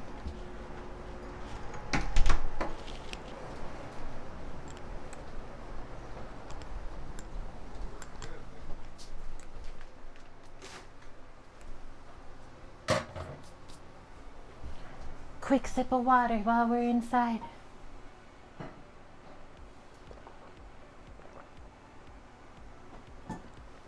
There's 2 minutes left on the steak.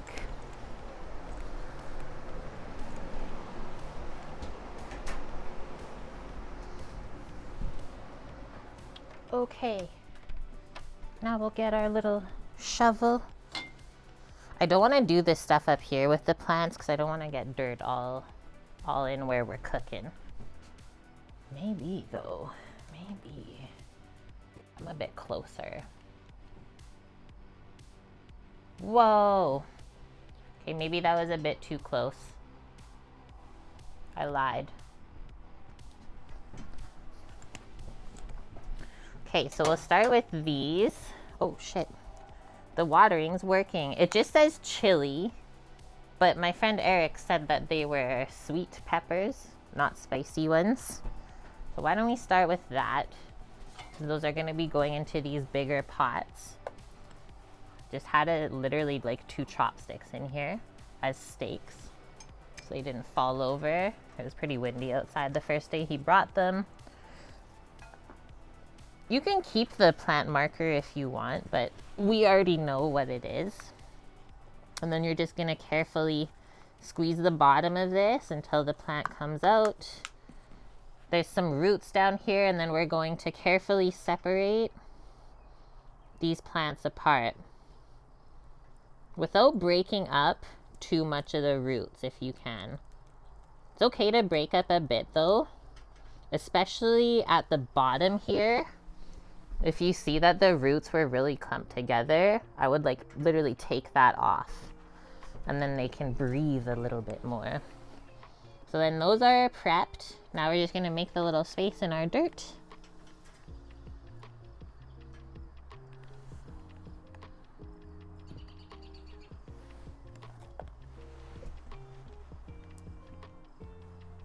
Nestle it in there really nice, and you really want to give it like a good press down into there. Plants like that, trust me. I don't know why. Like a firm hug, if you will.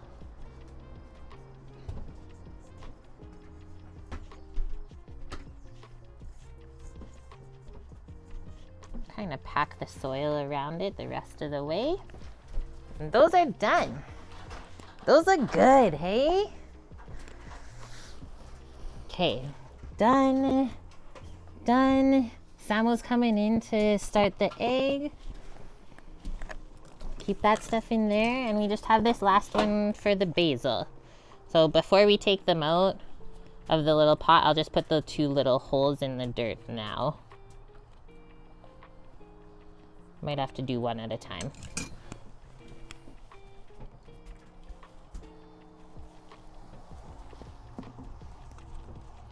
This one has like 4 chopsticks in it. They're getting really tall.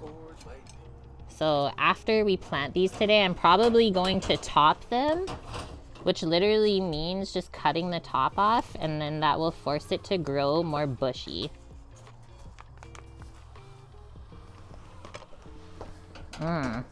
Even the roots smell like basil. I've used black basil before, yeah.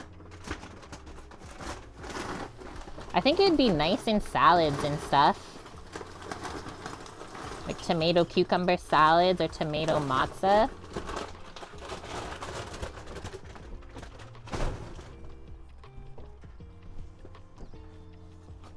Yeah, this planter is like just deep enough for these basils. That's okay though. I'm gonna like pack up the dirt kind of around it. And then I think when we go to work tomorrow, guys, I'll stop at this store and just grab one more bag of soil to top this all up. Okay, get rid of that. I got messy. So first I'm just gonna pour this water from our container into the planter to use it.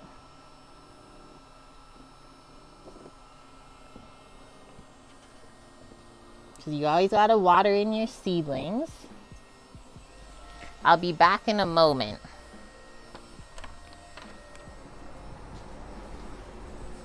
Gotta rinse my hands.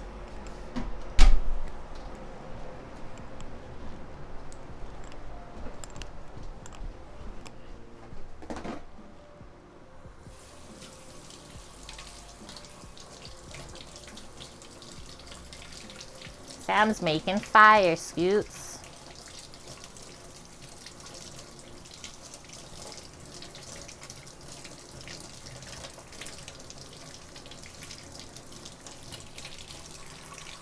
And the steaks are out of the oven resting in here. That means he put the roasting pan in with the potatoes and the carrots. Okay, so I'm gonna bring a container out with water.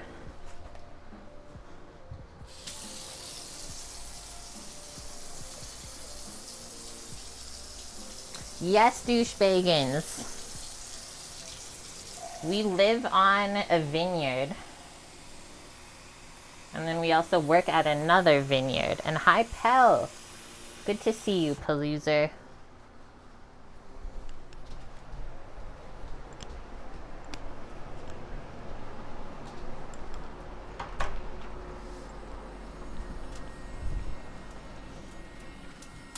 They say you're making Sparkies. It's so windy over here. These basil plants are gonna fall over. That's why I had the chopsticks. Oh no. I might leave these more inside today, guys, until I get more soil. Because I don't want the plants to break. Just the basils. The peppers are okay. Now I'll give them a water.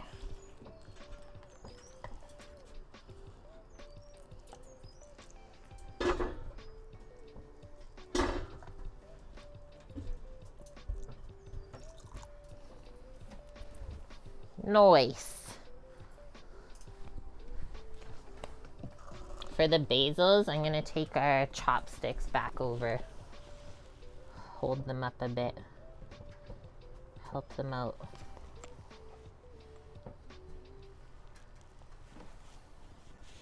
And then, I'm just gonna sweep all this stuff off of the patio.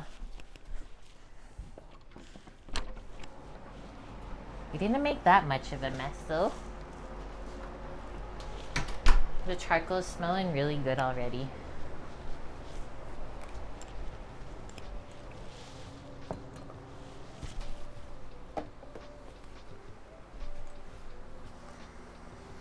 Are they flare pants? They are. They're like a wide leg pant, Annie. They're so comfy. I thought I was being stylish buying them, so I'm glad you noticed.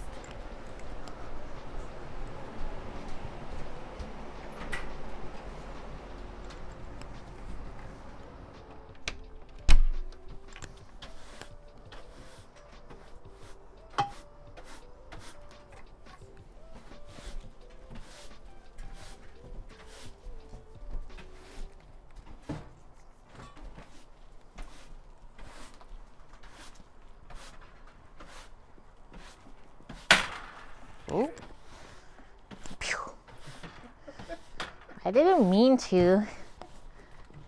Gotta get it under the railing. Boom.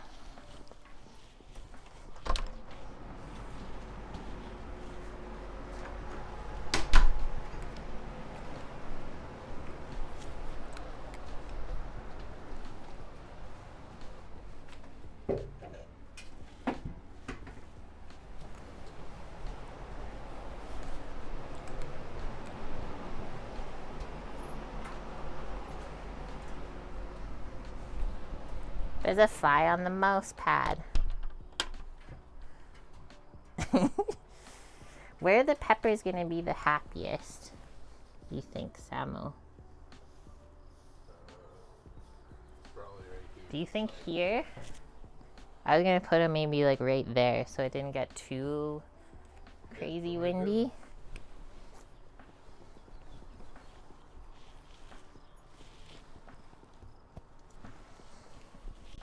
They look good.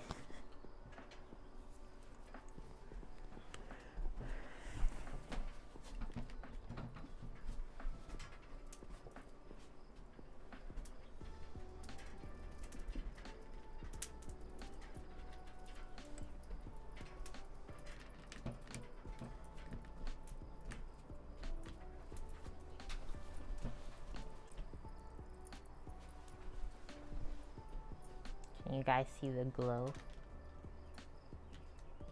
Oh, Sam's free feet. As long as the Levi's are still represented. Let's just say some of them don't fit anymore. But I do love Levi's the most. I got a new pair of like cargo Levi's.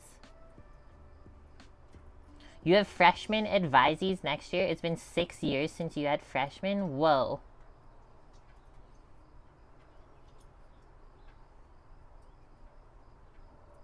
Bust out the... what is that? Jean coats, chaps, and lasses? I turned the oven up to 400 degrees and put the stuff in. Thanks, Samo. I did check it. I was like, okay, the steaks are out, so that must mean he put the veggies in to roast. Yeah. Good job.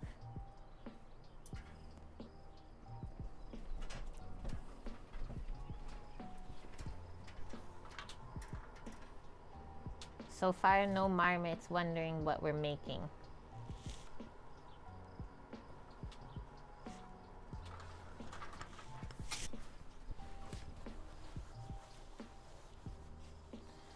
You got it, Bob?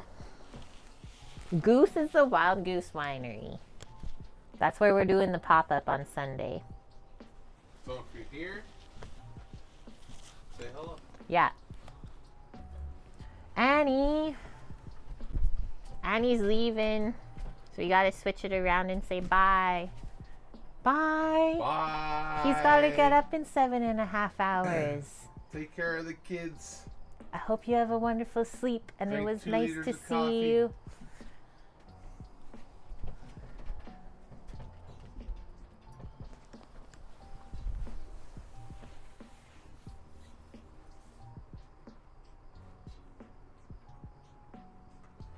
Jean coat? I think maybe my mom might know. But I don't really remember it, no. We might have had our own version of a Canadian brand though, right? I don't know. Bonk. Good night, Cookie.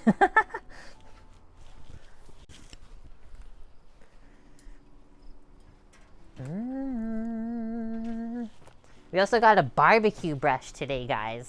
Did you show them? No. Look at that.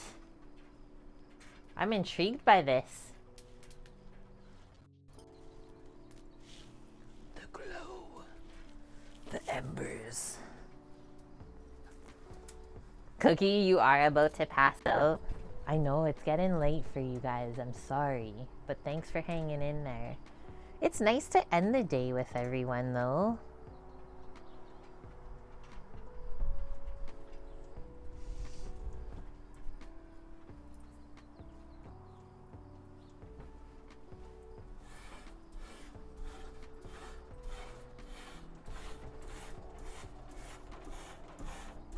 that works good.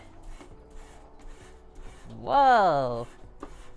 Guys, I think we'll only be able to sear one of the steaks at a time even. And so this is kind of reminding me of Florentine steak.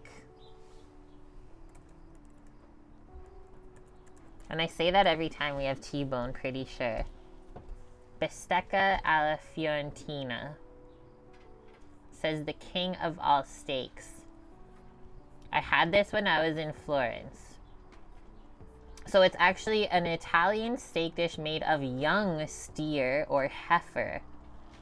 One of the most famous dishes in Tuscan cuisine. Loin steak on the bone, cooked on a grill until it's rare.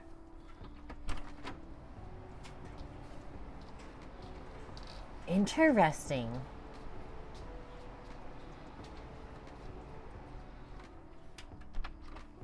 So instead of the strip loin, it has the sirloin on the other side of the bone. How does that work?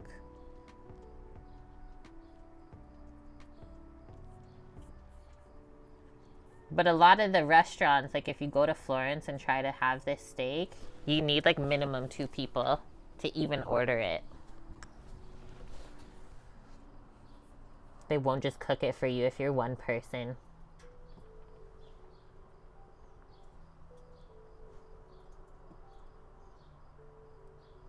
It's really weird for you now, folk metal. Yeah, we're used to being 1 or 2 hours. But now it's the same time zone. It took me a bit to get used to too. It's 7 p.m. here. And yeah, still like, oops, sorry. Pretty much full light. But I think the sun's already gone down behind the mountain.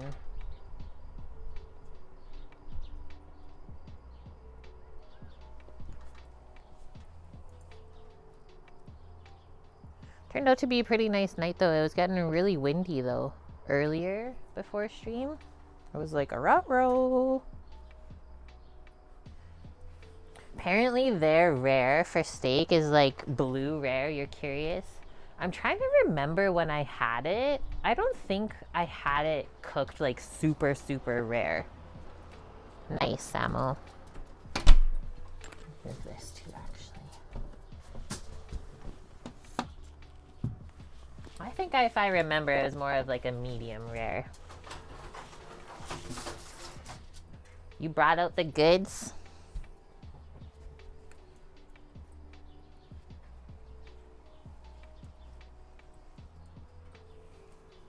What do you think each steak's gonna take? Like probably 15 minutes, 10 minutes to sear? Like 5 minutes a side?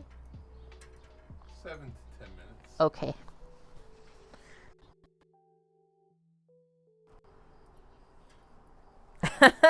The loser.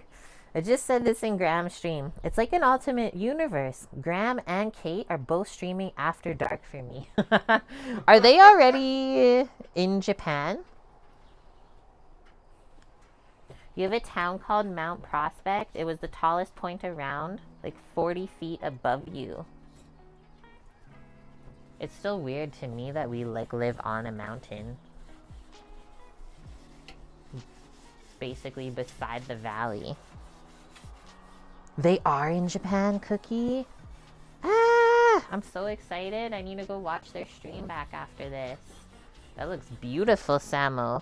It's like polished. Oh my goodness. Yeah, they moved to Japan, folk metal.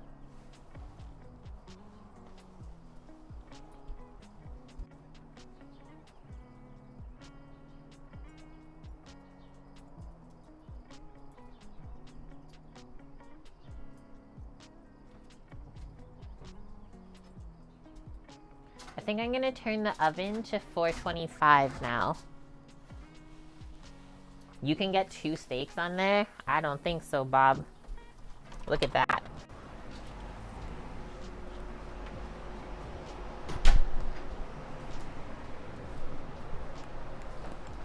Look at that. We gotta turn this baby up inside. Perfect.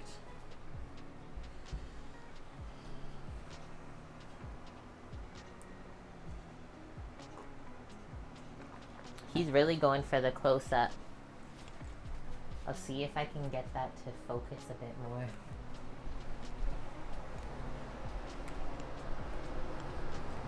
That looks pretty tasty to me.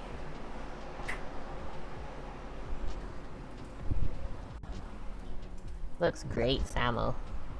Really, really good.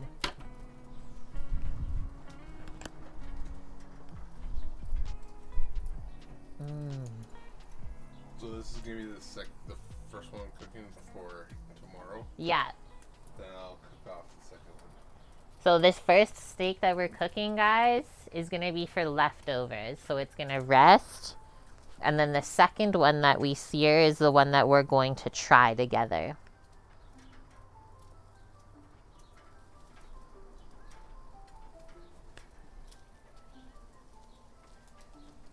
Can you actually grab me the paring knife, please? Paring knife?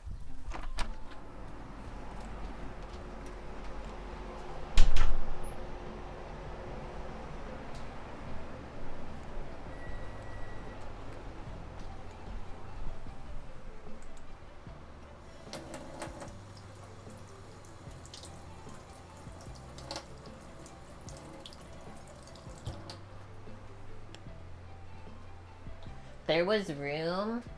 Yeah, but you don't want to crowd the steaks when you're searing them.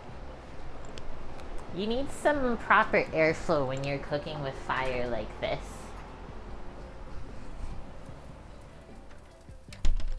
You can't rush perfection, Barbarino.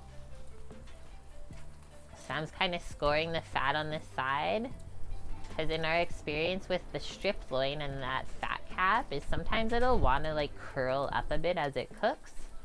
So if you score that fat a bit, that'll stop that from happening, or at least help a lot more. And it'll get crispy. So he just put little slits along right there.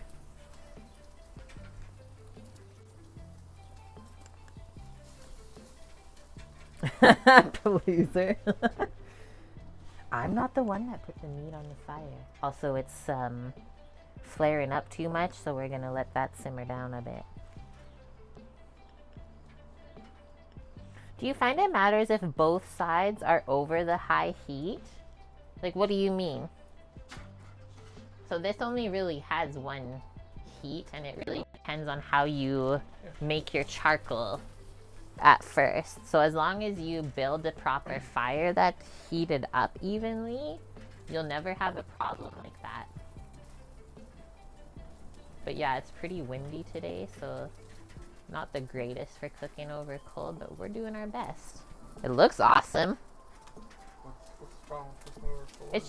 It's just flaring up a lot right now. This one is bad. Okay. Ooh, baby. Hello, Eden. Oh, for that part. So for the both cuts of the steak.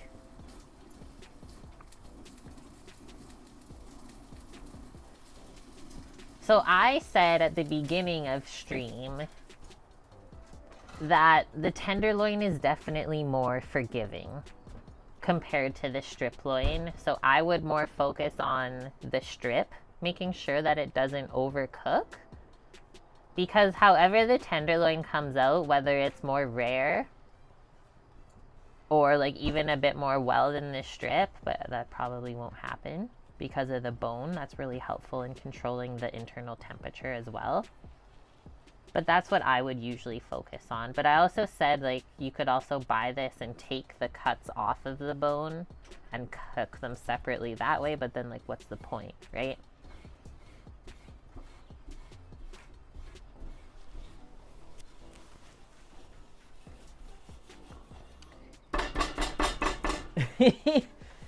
There we go. The charcoal is also really close to the grate. I like it though. This is the challenge and the fun part of cooking with fire. It's not just like you're throwing it in a pan and calling it a day. You have to be attentive. No, you're not dumb. Don't ever say that about yourself. There's no dumb questions. We're all here to learn. Be kind.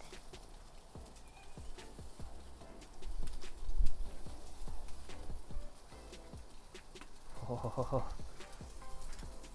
I think you can grab me a plate or a tray for this one. Okay. Get the resting tray.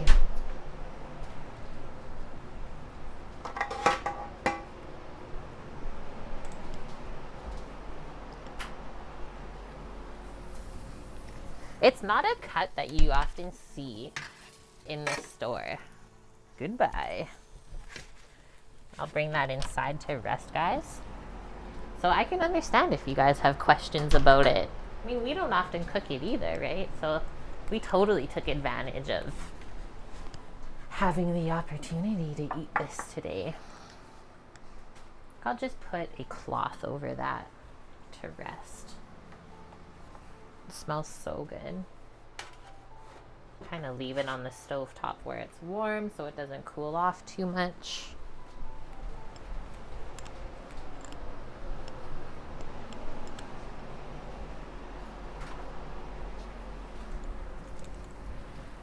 First 10 minutes on the stuff is done. Okay, I'm not worried about it. It's gonna take as long as these steaks take to roast those veggies in the oven, guys. That's what I thought of, Bob, when I said it.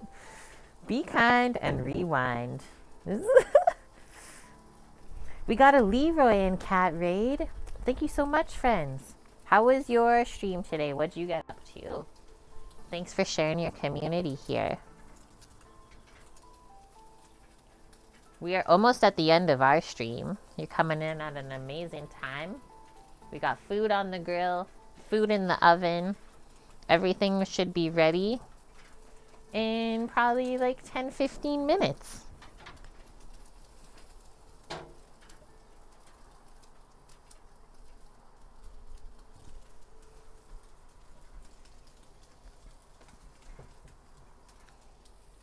Cookie says you need patience with these large steaks. It's true.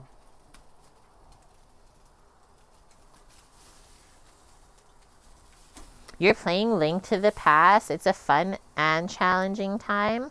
Is that the 2-player game? I forget. No, wait. I think I've seen somebody else play this before. You like it though?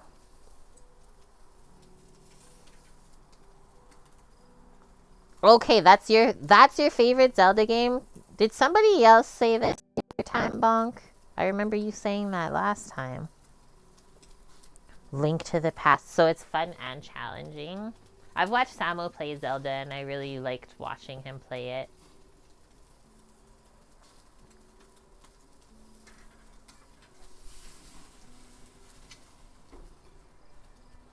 It's a 16-bit game.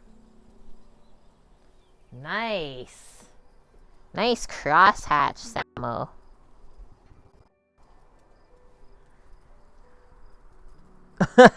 All good, Scoots. I was like 120 to 119. I don't know, but sounds good.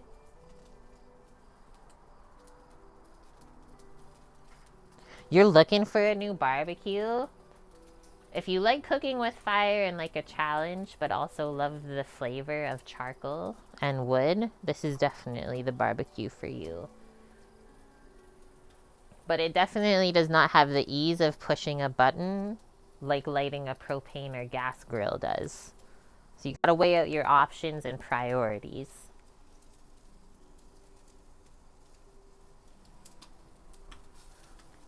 Oh, that's cool, Folk Metal. It's in the SNES emulator stuff on Nintendo Online. That'd be cool for other people to find it. It is a big green egg. This is our Mini-Max. We've had it now for how long? 6 years?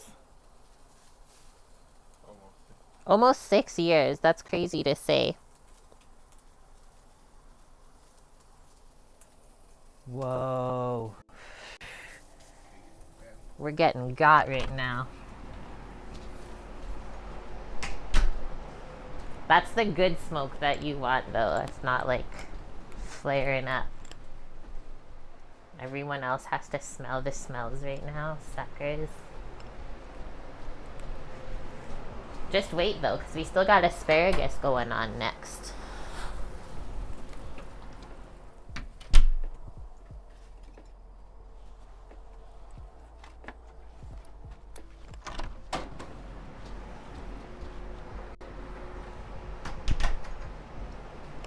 Oh. That's my Homer drooling sound.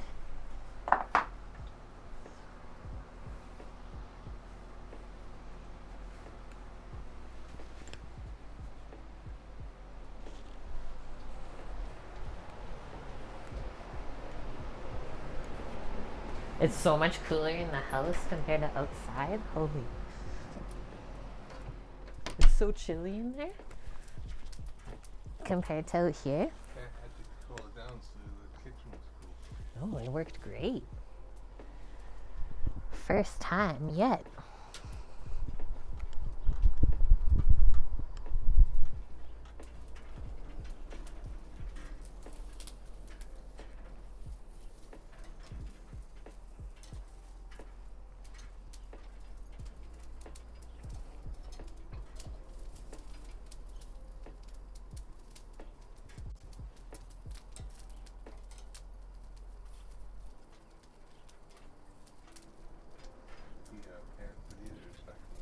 It can go back in the same one.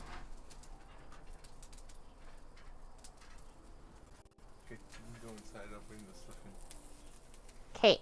I'll bring all of it in. Even the MacBook? Okay. Get yourself situated. We gotta see if these veggies are even roasted yet. Somehow I think not, and I don't want to open the oven and let all the hot air out. But we're gonna need a few things. To start anyways, we'll need a cutting board for the steaks, or steak rather.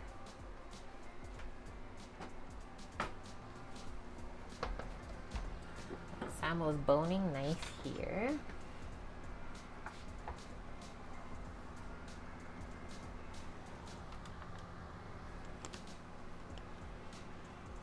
You roasted all your salsa veg on the Traeger tonight? Your backyard had spicy air for a bit while you roasted the jalapenos. The neighbors are just coughing. I love those stories, douchebaggins. Spicy air is a thing.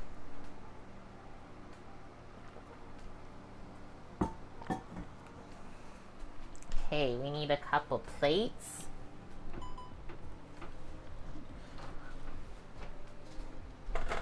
Big old plates. Samuel's got the Gus. We've got the Gus. Everybody has their things. Now we're coming back in. Plates. I'll show you the other view. What are you gonna munch in? You're leaving us and going to have snacks? Okay. It's what we do here. You know you gotta come with snacks. Okay. Bless Samuel. He had big sneeze. Asparagus. Whoa. Steaks resting. And then I'm gonna poke the veggies in the oven next. But this is the setup.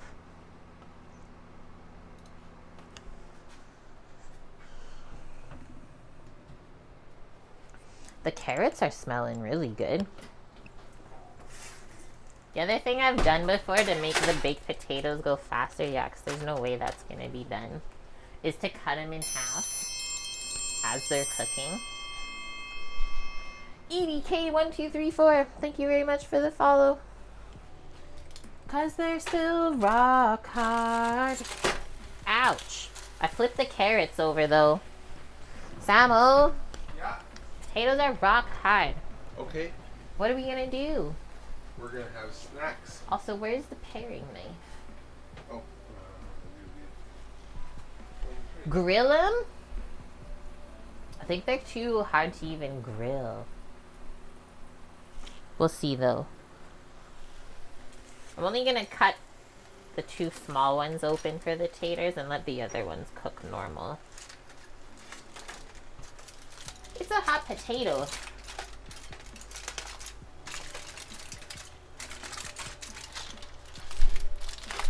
The sizzle sounds are fantastic.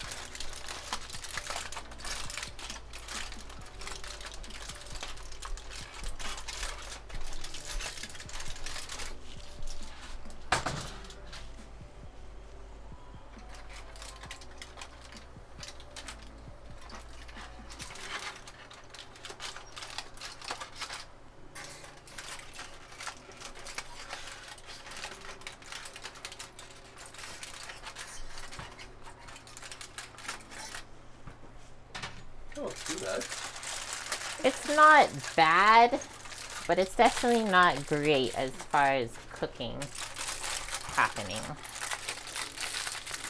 Wrap them back up nice and tight so you get all that steam in there still.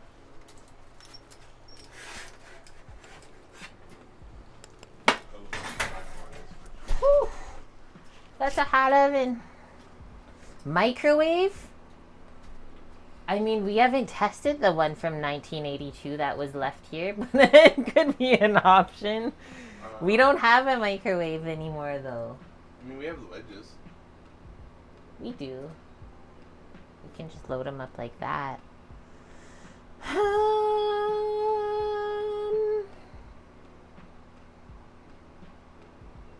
Just do loaded carrots instead. Okay. Well, I don't care either, because it's just potatoes. You should see the thing, Bonk. Get it out, Samo. Nope. The potatoes are going in the microwave. I've never seen a microwave that looked like this before in my whole life.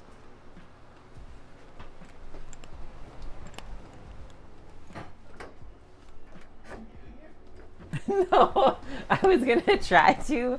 But it's too far in the corner of the one closet that's bunged up. Dice them in decent size, grill them. Once they half cooked, season them, put them back in the oven. See, like, we could do all that. I just don't really care to go through all that effort. Because we've all had baked potatoes before and know how they turn out. Does it have turny dials? I don't think it has turny dials. It's a Panasonic, though. I'm very intrigued by it. I have not even used it once, though. I just unplugged it and put it in the closet because I felt like it was unsafe. Okay. Let's put the asparagus over by the stove. He got it out! This is what it is. That's the one! Where does it go? The only place it can go is right here.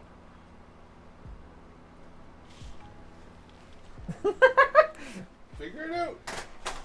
You want it? We'll put it out. Put it down. Well, we need to put a cloth down or something. Or a tray. I want to just put it anywhere. It's okay, we need a tray. It will fit in a tray? Probably. Or a tray upside down. But then... Okay, wait. I've never made baked potatoes in the microwave before. Just do it like 30 seconds at a time. This thing's been used so much, this start button is worn off the plastic. It's that. It's good. I'm getting this other camera set up again.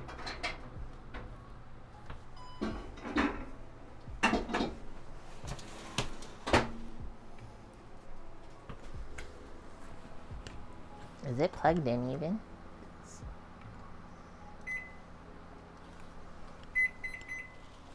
Yeah, you're good.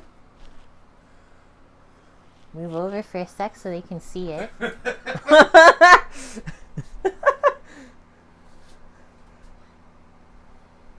It'll only take 2 minutes at best? BTT G161.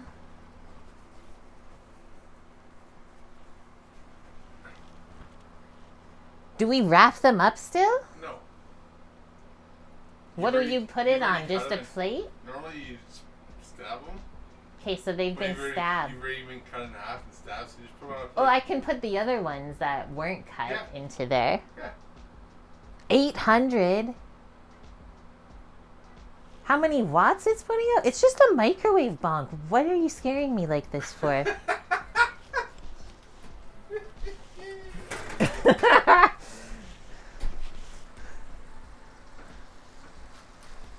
It's a hot potato. Take it out of the pan. Woo, baby, that's really hot. Okay, put them back in. It was hotter than I anticipated. Microwave peppery. Definitely not the enamel coated plates.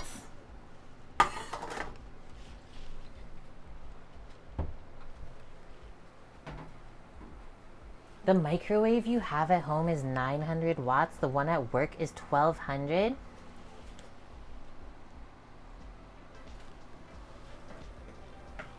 We can read it.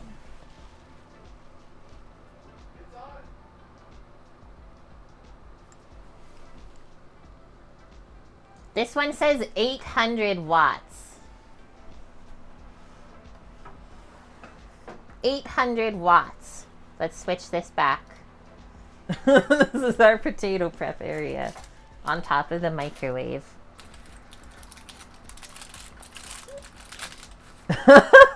How has a microwave potato never crossed my path? I don't know. Because I've always had them bake in time.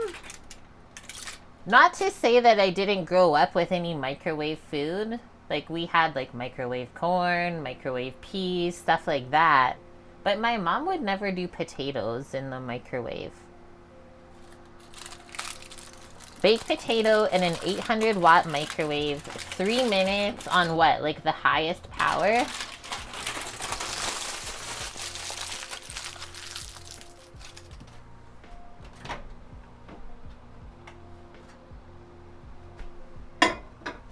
Okay, now we gotta switch it back. What did I have this on before? There you go. This is turning into the most hilarious stream. What? They are poked 8 times.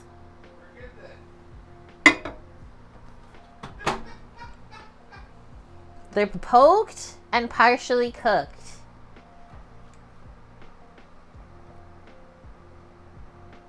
What did you guys say? How many minutes? 3? Can we do the power level? It's locked. None of the numbers are working. What did Samo press? Stop. Reset.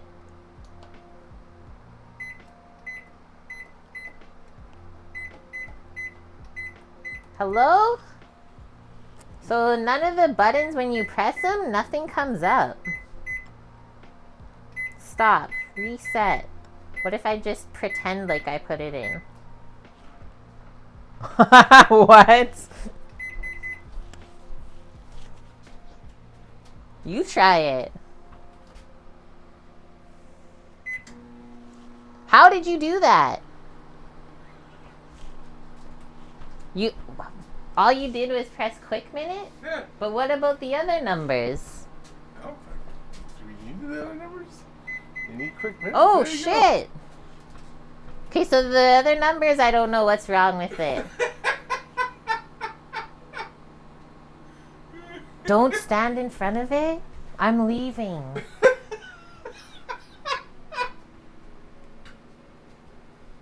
This stream's botched. No, I'm just kidding. This is actually really funny for me. Now you guys can see the table grapes growing while we wait for our baked potato. Okay, while we're waiting, bacon bits. Shredded cheese. sour cream, green onions.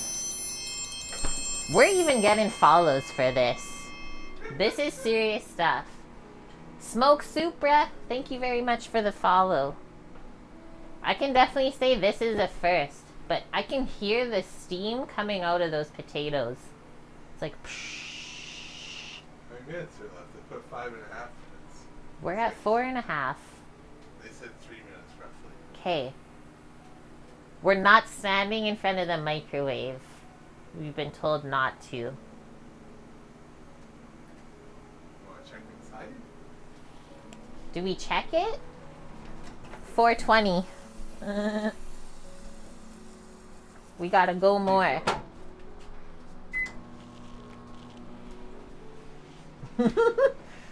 Okay, spoon for the sour cream.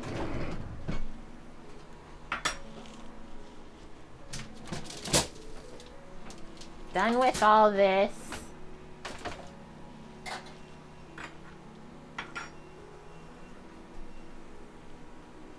It's a low wattage machine. You would laugh if they came out cold. No, there's things happening. I can hear the screams. You know when the stuff starts screaming from the steam? That's how it sounds.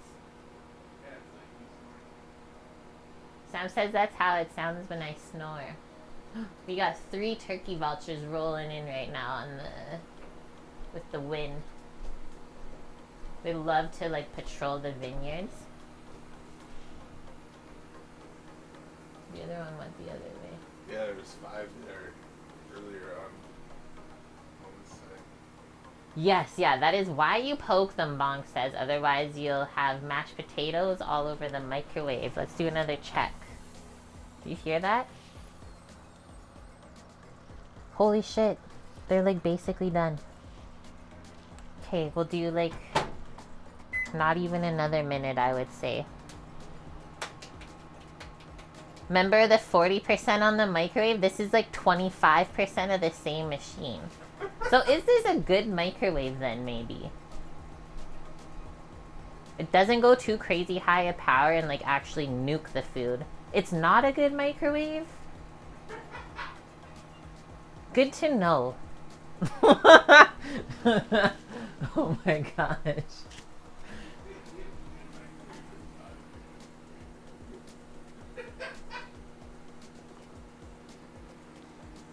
We just want more wattage? You guys have no patience then, is what you're saying to me. You're going on a walk? We'll probably be doing that later tonight too, folk metal, so I feel ya. But I just want to let you know, that the plate's really hot and the potatoes are done. Ouch! Ta-da! So Bob's saying is we had to send them 3 bowls of microwave? Ow! My finger. Good job. Thank you so much, White Dove. You guys just taught me how to cook with a microwave and make baked potatoes today. Can you clear that out of your way now? Yeah, we're ready for the microwave to now leave the kitchen. Thank you very much. You know it's a straight emergency when Chef Mike has to get brought out from the closet. There's nothing else that could do that, though, in that amount of time. Any other appliance would take so much longer to like set up, get it heated before you could have that done. You can't believe that. I am happy to provide these services. Okay, back to the porterhouses. So we're gonna pair the microwave baked potato with some porterhouse steaks today.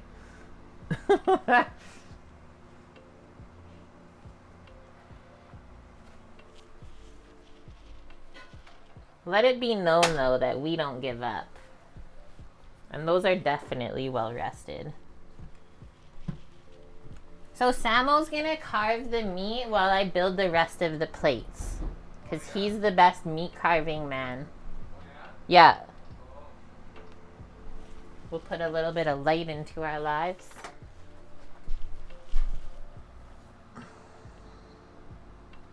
Cyclotron? What's that, Samuel? I said every other Porterhouse has been cut by you on stream. Oh, I work cold side now. I'm just a pastry chef. I already have plates. I think I can maybe even plate right here. How is this gonna look? We gotta chew on the bony. We'll go cutting board and stove. Nice. That's what I did. I'm gonna plate over here. Our taters. Our cute asparagus.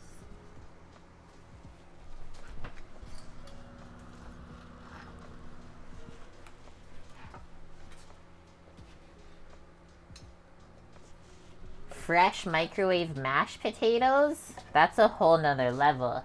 That'll have to be another stream.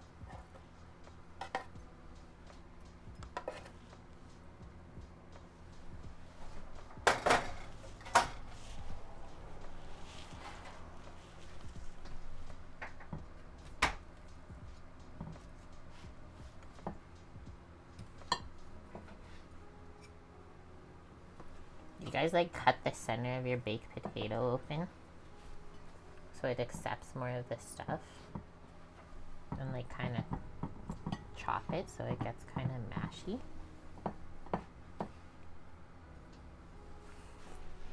Rinse the starch off right now, otherwise it'll be cement. It already is.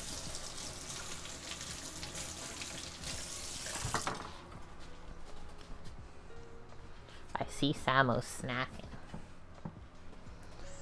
So, do you want butter, or are you just gonna season and then do the sour cream cheese and stuff? I think that'll be enough of a dairy option.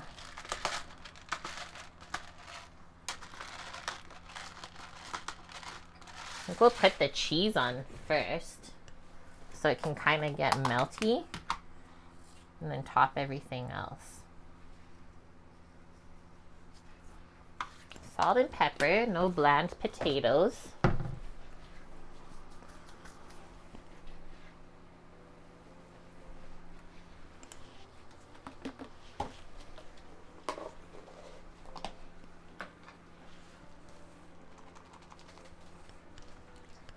It's been really nice to be able to spend some money on beef here and eat steak again, because we haven't eaten steak like this in a long time.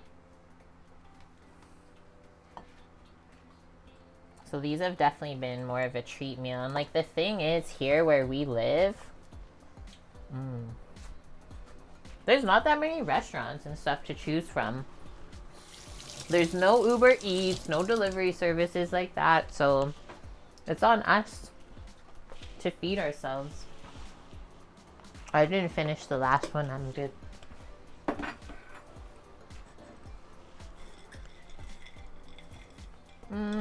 Bacon bitties we'll put on top with the green onion.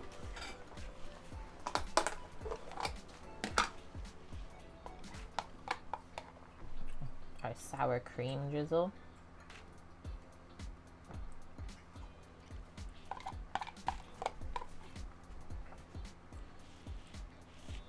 Thank you.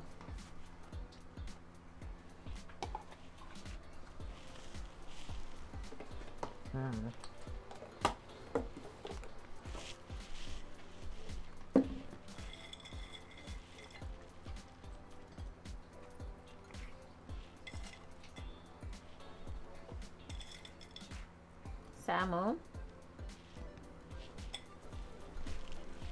What are you doing?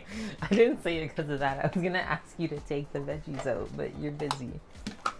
Okay, finish with the green onion.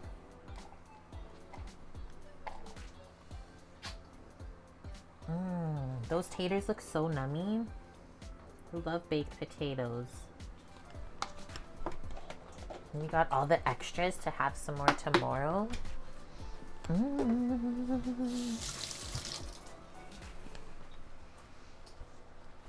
Who's lurking? Scoots? Thank you, Scoots, for the lurk. Okay, excuse me. Watch out, please. Let's see how these carrots are, guys. They're screaming too.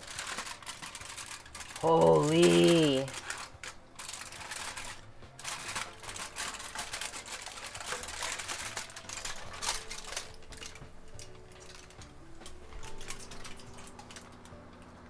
Look at how the carrots turned out. They look so good. I'm putting 1 carrot on each plate. Whoa.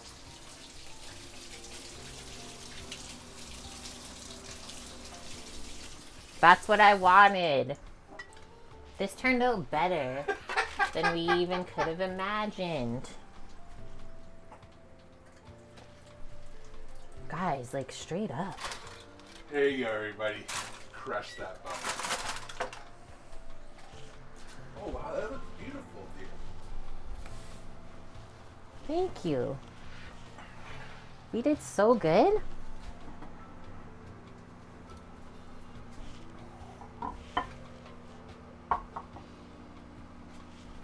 Now we're splitting this? Mm-hmm.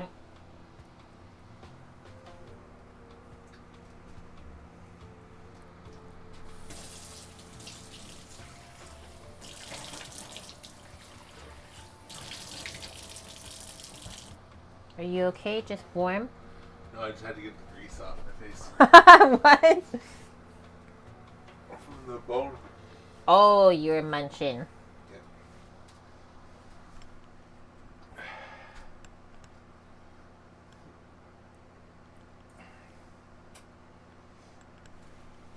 Fuck yeah. Amazing looking. You want juices? Yeah. He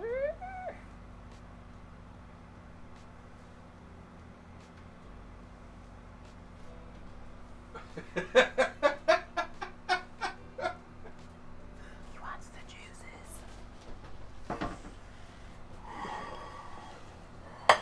Whoa! At the end of the day, who's gonna know that you microwaved that baked potato? Who's gonna know, chat? Okay, I gotta take a photo because this actually turned out way better than it was going to turn out as, because we ended up with a baked potato.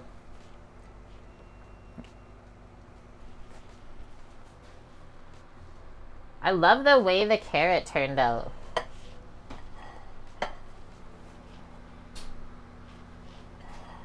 Turn that a bit.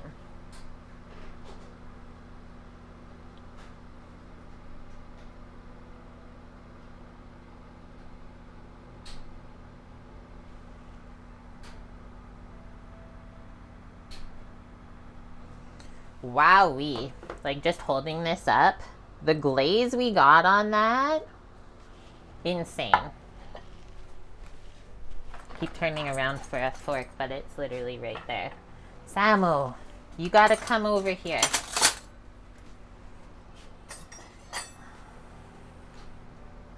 Where do we even start?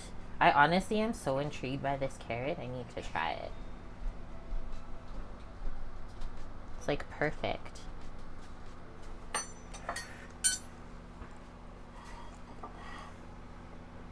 Mmm. Bonk? I like that suggestion. Where is it though? Did I leave the box of Maldon out in the spice thing? No. It's so far back. But we do have some salt flakes. I'll use some fleur de sel. Did you salt mine? Okay. I'll use this one.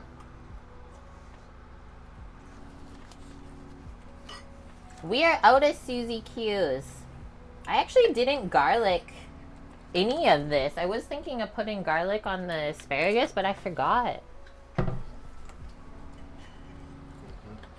The tater. Look at this, guys. The tenderloin. You could just pull it apart with your fork. Like, tenderloins are so intriguing to me because it's always cut with the grain. And still that tender. Phoenix SR34, thank you for the follow. Wow.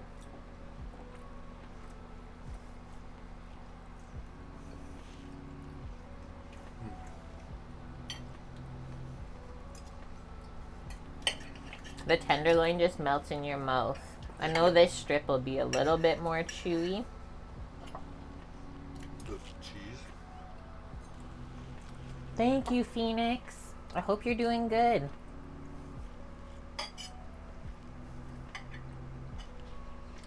There's so much more beef flavor in the strip loin bunk. That's crazy. But yeah, the texture of this melting in your mouth, it's such a good contrast.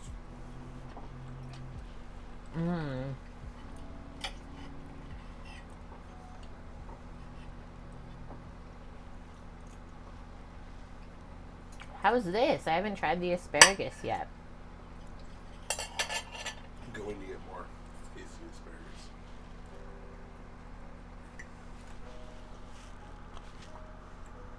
Nice char on the asparagus from the grill. Wow.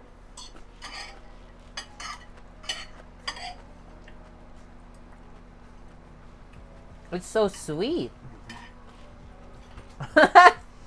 Send them the skirt. Okay.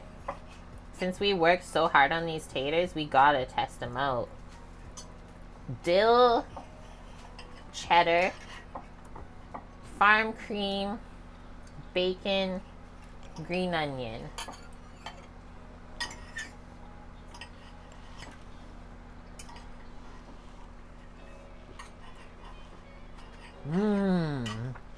Guys, the tato is so good. Why is something that simple so good? Walter Melon, how are you doing? Good to see you. Have you been streaming lately?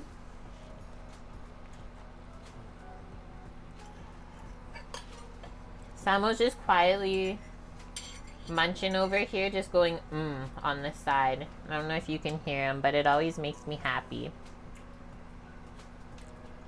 You streamed last week? Nice. Yeah, we moved recently for a job that is going amazing. We're just at the first month mark, I think, this week. And yeah, getting settled into the house and the kitchen and stuff. We're now working at a winery, and we live at a vineyard. He saw you munching on the bone. Nice. Did you like the carrot? Good job, dearly. Thanks for all the helpies today.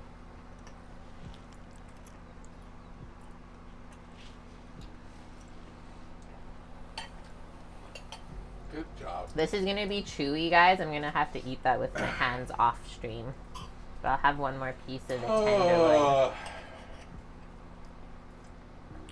So the steaks were $60. We split one. So this was $30. The asparagus was $2.50. $32.50. How much was the 2 potatoes that we had? Probably. The bag was $5, so probably $1.50 or $1. So we're at like $33.50, and then the little bit of fixins on the taters, probably like $2. Yep. So $35, and then 2 carrots. Yep. So let's say like $36. $36 to buy all of these ingredients today for 2 portions for us, and then we have enough prepped for 2 more meals. That's crazy. Because if you look at the prices at steakhouses now, I can't afford that, but by all means, I'll go out and buy the stuff and make it at home. And we checked on the prices from 5 years ago when we were on the island, got it from Glenwood. So, also you gotta think that was regular price. We just went and bought Porterhouses. It was $15. But on sale right now, it's $15. So it's just good to see. I am very I had to saturated. bonk. I did it for everybody. I had to crush a bone. Thank you for that. Okay, we're gonna go raid someone. Who's it gonna be today? And then for tomorrow, guys, so what time's our training? 9? We have a winery training at 9 in the morning. And, like, I don't know if we have to work in the kitchen after that or what's happening for our day. Or if we're just off afterwards. But we are planning to pop on at some point and see you guys. We were thinking of just, like, since tomorrow's schedule's up in the air, we'll maybe go for a pizza and stream that or something. I'll let you guys know in Discord, though, when I know what's going on tomorrow. Because currently, I don't. Nice. I love that bonk. We're going to go see Graham and Amanda. Miss Molly, I totally would. But since Tabatai Cooking is on, we need to. They're some of my favorite humans on Twitch ever. And it seems like we also both just kind of started new seasons in our life. So whenever they're on, I love to go visit. Because, well, we just don't get to see each other as much as we like to anymore. The Japanese transplants. And then, like, Japan is on the top of my list to visit. And I was reading on, I think, Instagram. Is there, like, working with a tour company there to try and get people to travel to Japan. So maybe that will work in our favor. That would be unreal. Hi, Simo. Sorry, we're ending the stream. But definitely go back and watch this VOD if you didn't catch any of it earlier. His game is going to go sky high now. It honestly is. I'm so excited for them. Okay, guys. Thank you so much for spending the day with us. It was a fun stream. Everything ended up working out in the end. A rescue from Chef Mike. I love it. The food all turned out good. There's a couple of recipes in Discord if you want to make this lovely stuff for yourself at another time. Other than that, I hope you have a wonderful rest of the day, night, wherever you are in the world. And we'll see you tomorrow at some point. Stay tuned in our Discord channel. Or maybe you'll just catch us when we're live. Okay, thank you so much, guys, for everything, contributing to all of our goals, all the new follows. Welcome. I'm going to hit this button. Let's go see Tabatai Cooking, Graham and Amanda, and spread the deliciousness that way. Bye!